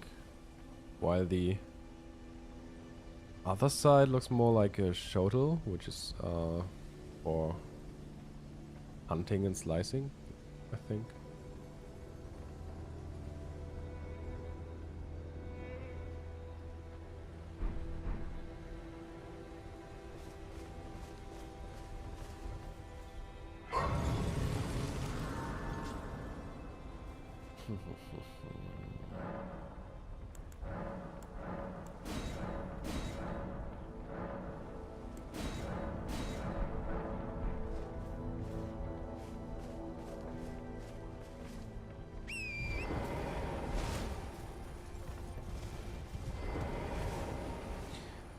Yeah, I think this is the earliest where you can kill her for the prosthesis. But we won't do that.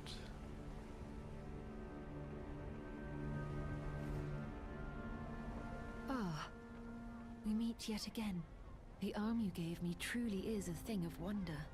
It feels just like my own. Even handling a sword. Perhaps it is foolish to say this to you of all people, but I am sure of my skill with the sword. Thus, I would have you call upon me in battle again, should you ever have the need.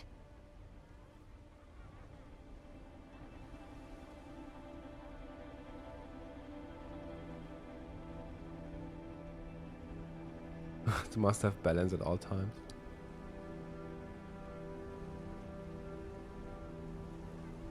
I would have you call upon me in battle, should you ever have the need. It is the only way that I can express my thanks.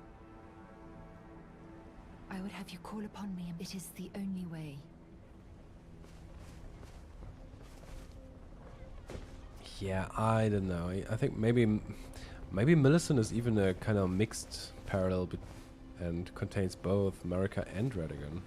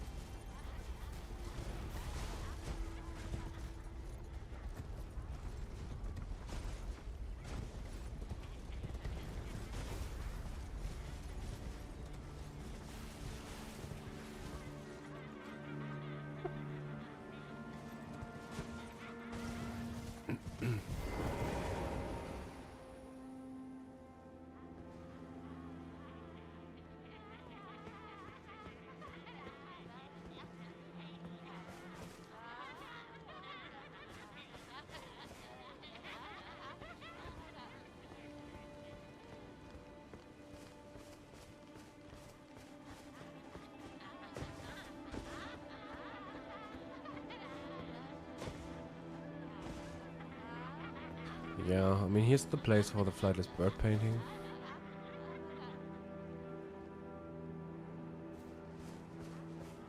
But I don't get, you know, what I don't get is why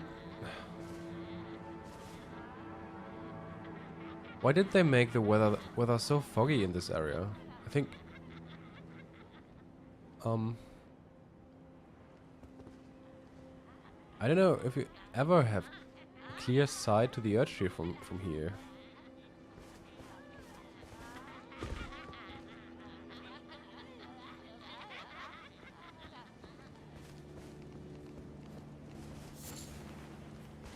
Gold Firefly 1.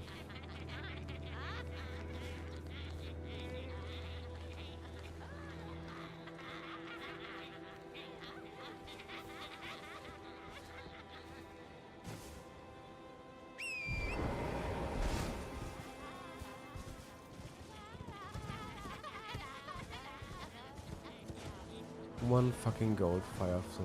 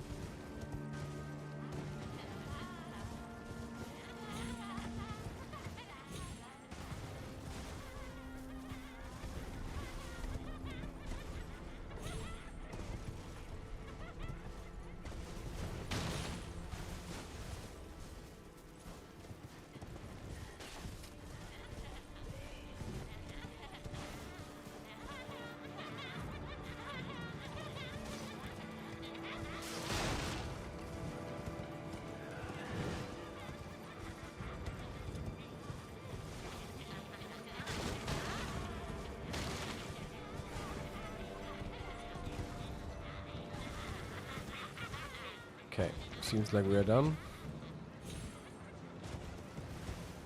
Here. Whoop, whoop, whoop, whoop, whoop.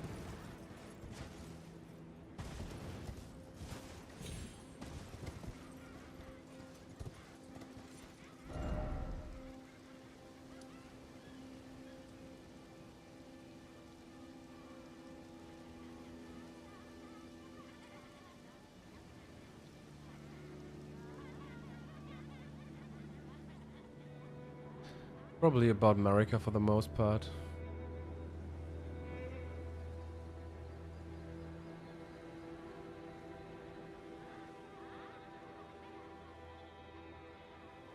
Ironic contrast.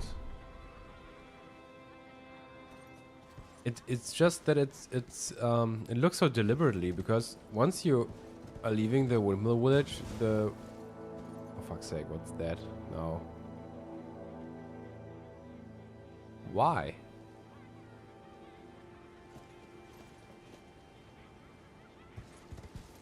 I think once you are leaving the windmill village, the weather becomes clear again. So it feels like it's deliberately like that, but I don't really get it.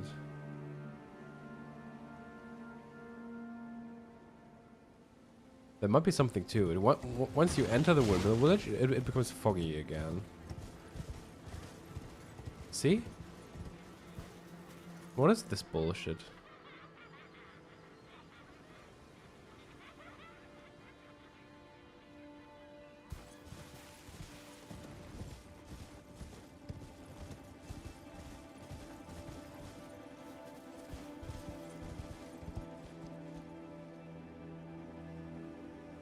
And now it's clearing up again.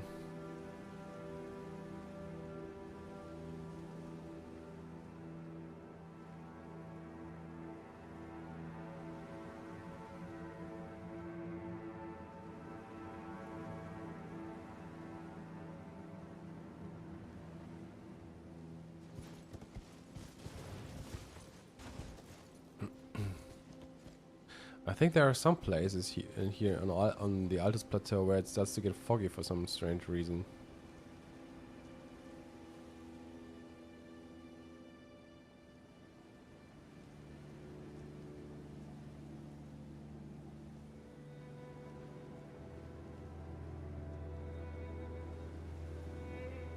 Do you think it's about the contrast?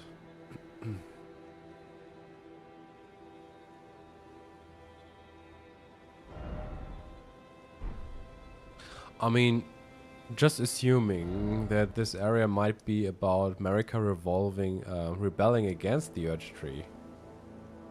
Just assuming that, maybe it makes sense in the way that because she's probably not influenced by the Golden Order, and that's why.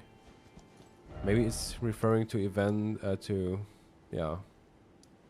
circumstances that are where they are not influenced by the Urge Tree.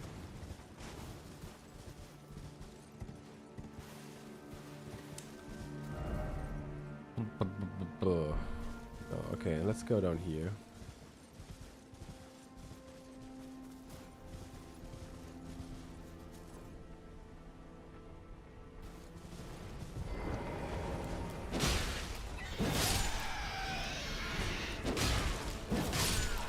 More Photoshop than lore.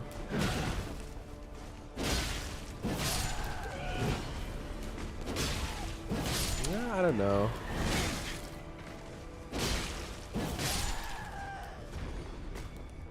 I always assume there might be more to it, but yeah, it could be, of course.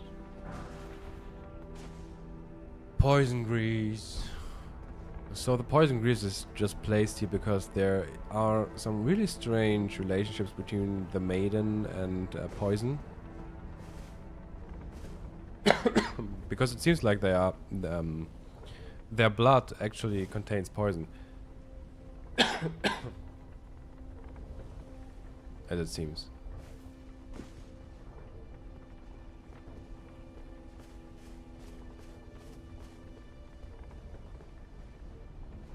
Because they have some attacks where they are biting in their hands and then they are spewing blood on you and then you get poisoned by blood.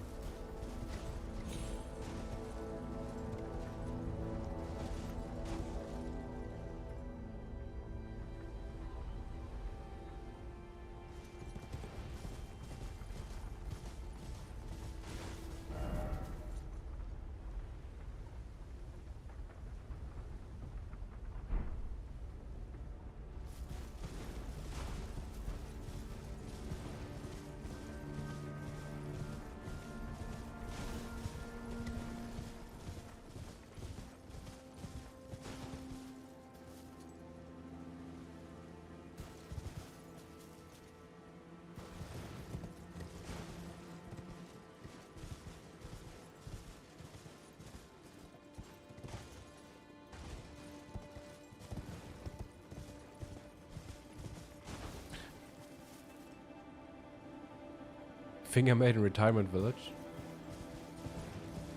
No, I don't think so.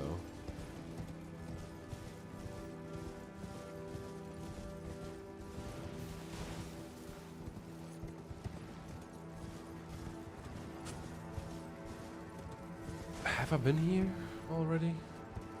I think so. Yeah.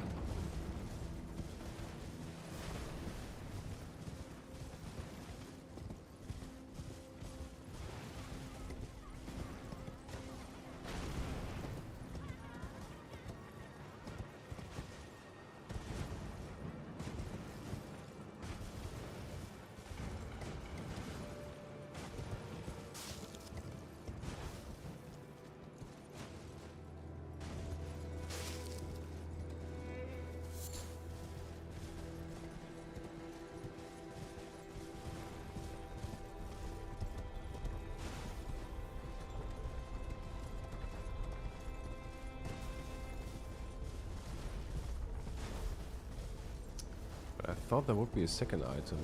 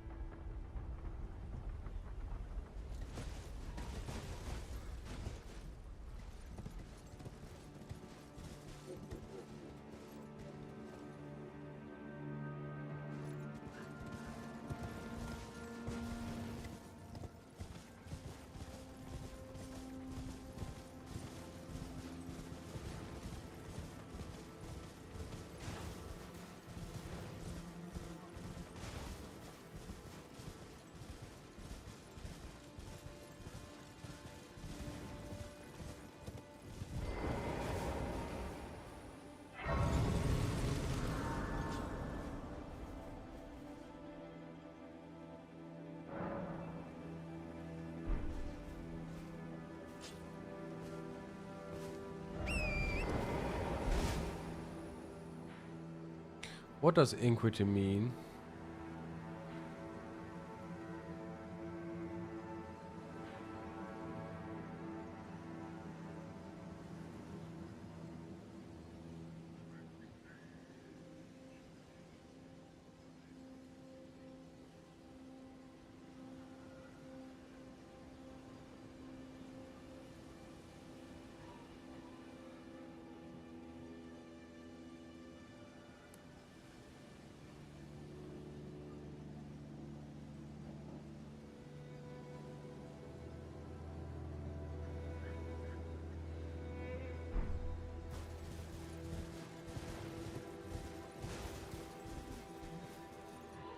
Iniquity.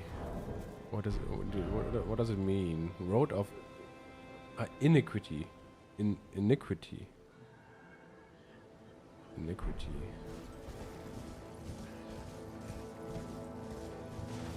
Would it mean something like sin or so?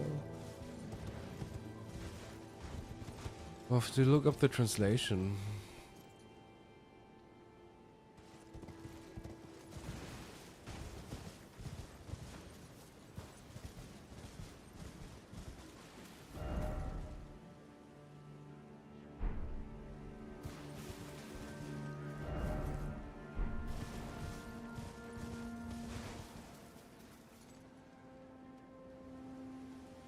Objectionable behavior.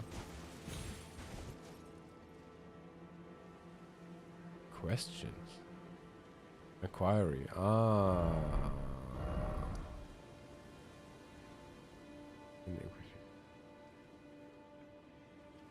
Wait, what? Look at that down up in Ungerechtigkeit.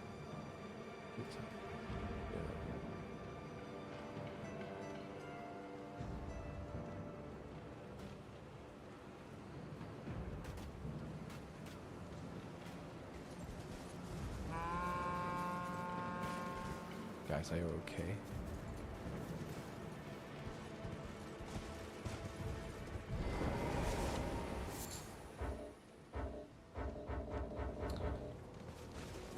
Let me open my map.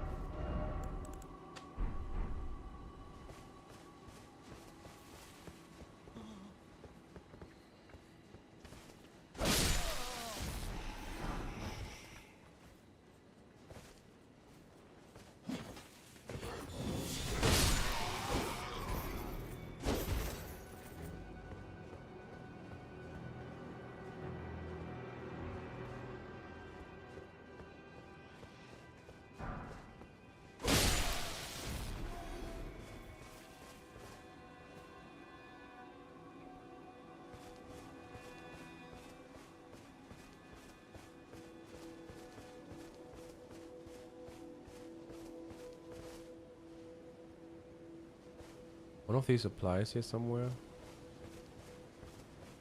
So this one is interestingly placed. Is he looking at the Volcano Manor?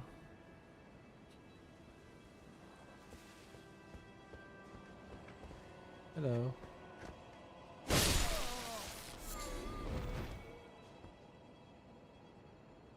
Yeah, looks a little bit like he's looking at the Volcano Manor.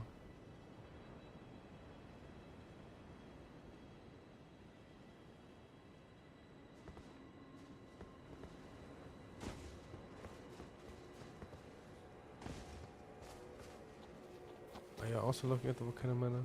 No.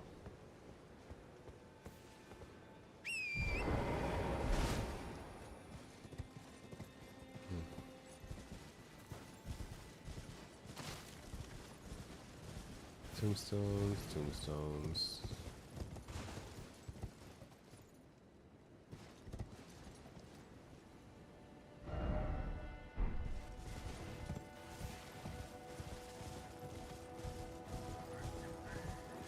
What's over here?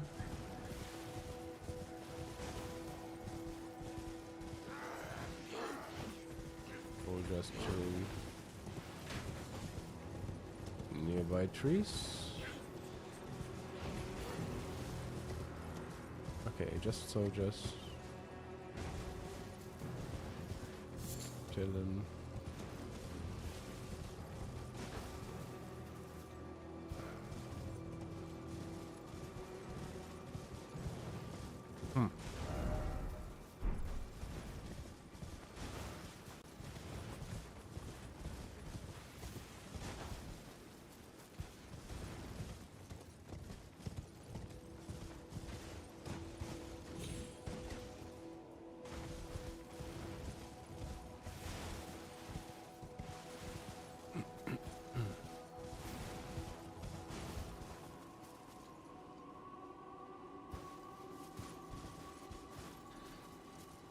That's a really interesting place that I still don't understand. On the Aldous Plateau are 3 gravestones that are alone and have items in front of it. And this one got these white flowers, a lot of fucking beasts, and a mad pumpkin head in front of it. And I think placed in front of the gravestone are gravel stones. I can't remember how many of them, but might be 2. There was no weapon in the caravan wagon. I think it was empty.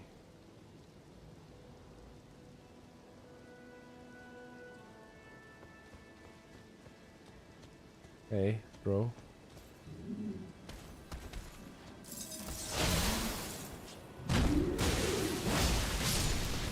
Oops.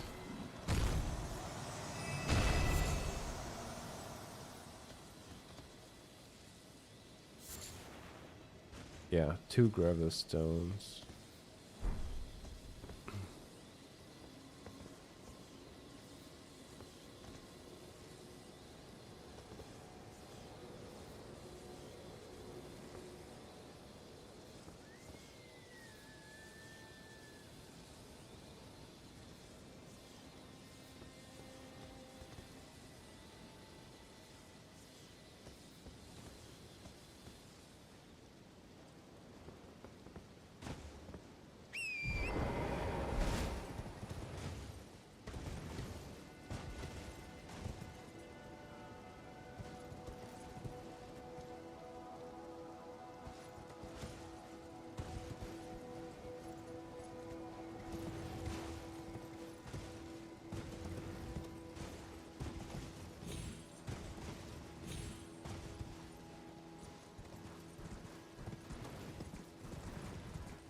Let me check that one again.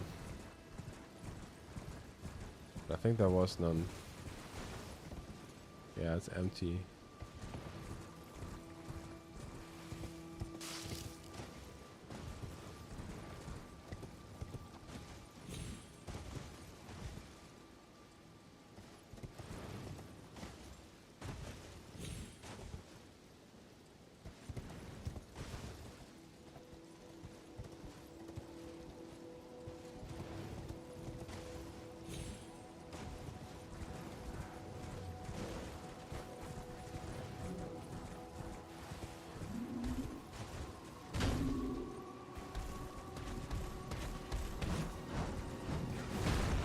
that a different banner?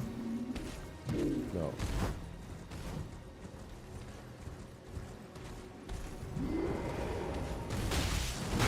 Maybe. Bye bye, 35.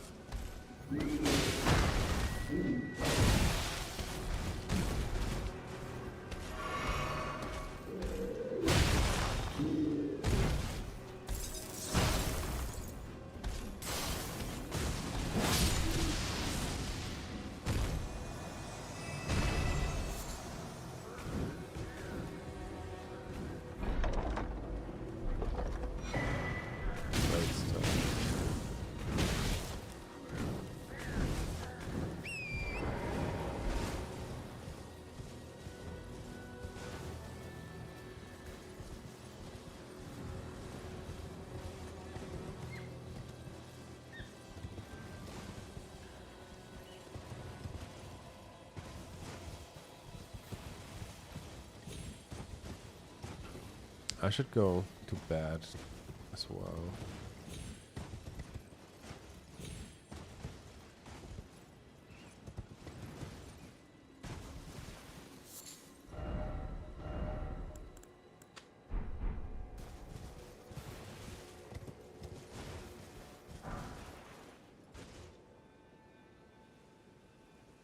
Blood grease 2 times.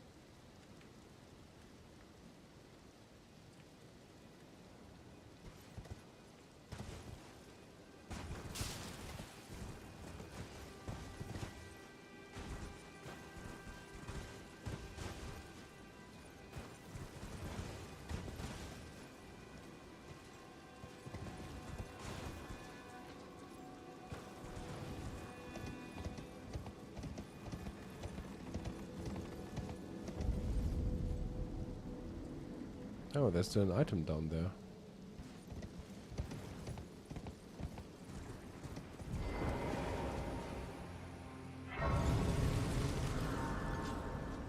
Guys, that should be it for today. Finally.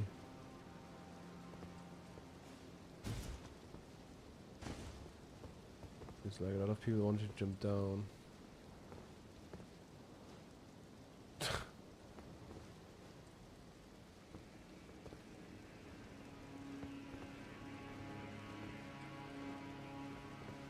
Why do so many people have the radar armor? Oh yeah.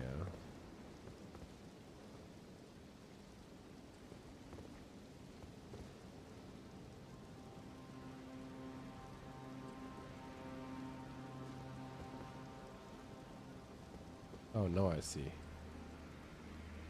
And I try to jump. Nah, they're just falling down. Okay, bye-bye, guys. I wish you all a good day. If you're still if it's still daytime in your area. But for me, it's time to go to bed. Wish you all the best, guys. Bye bye.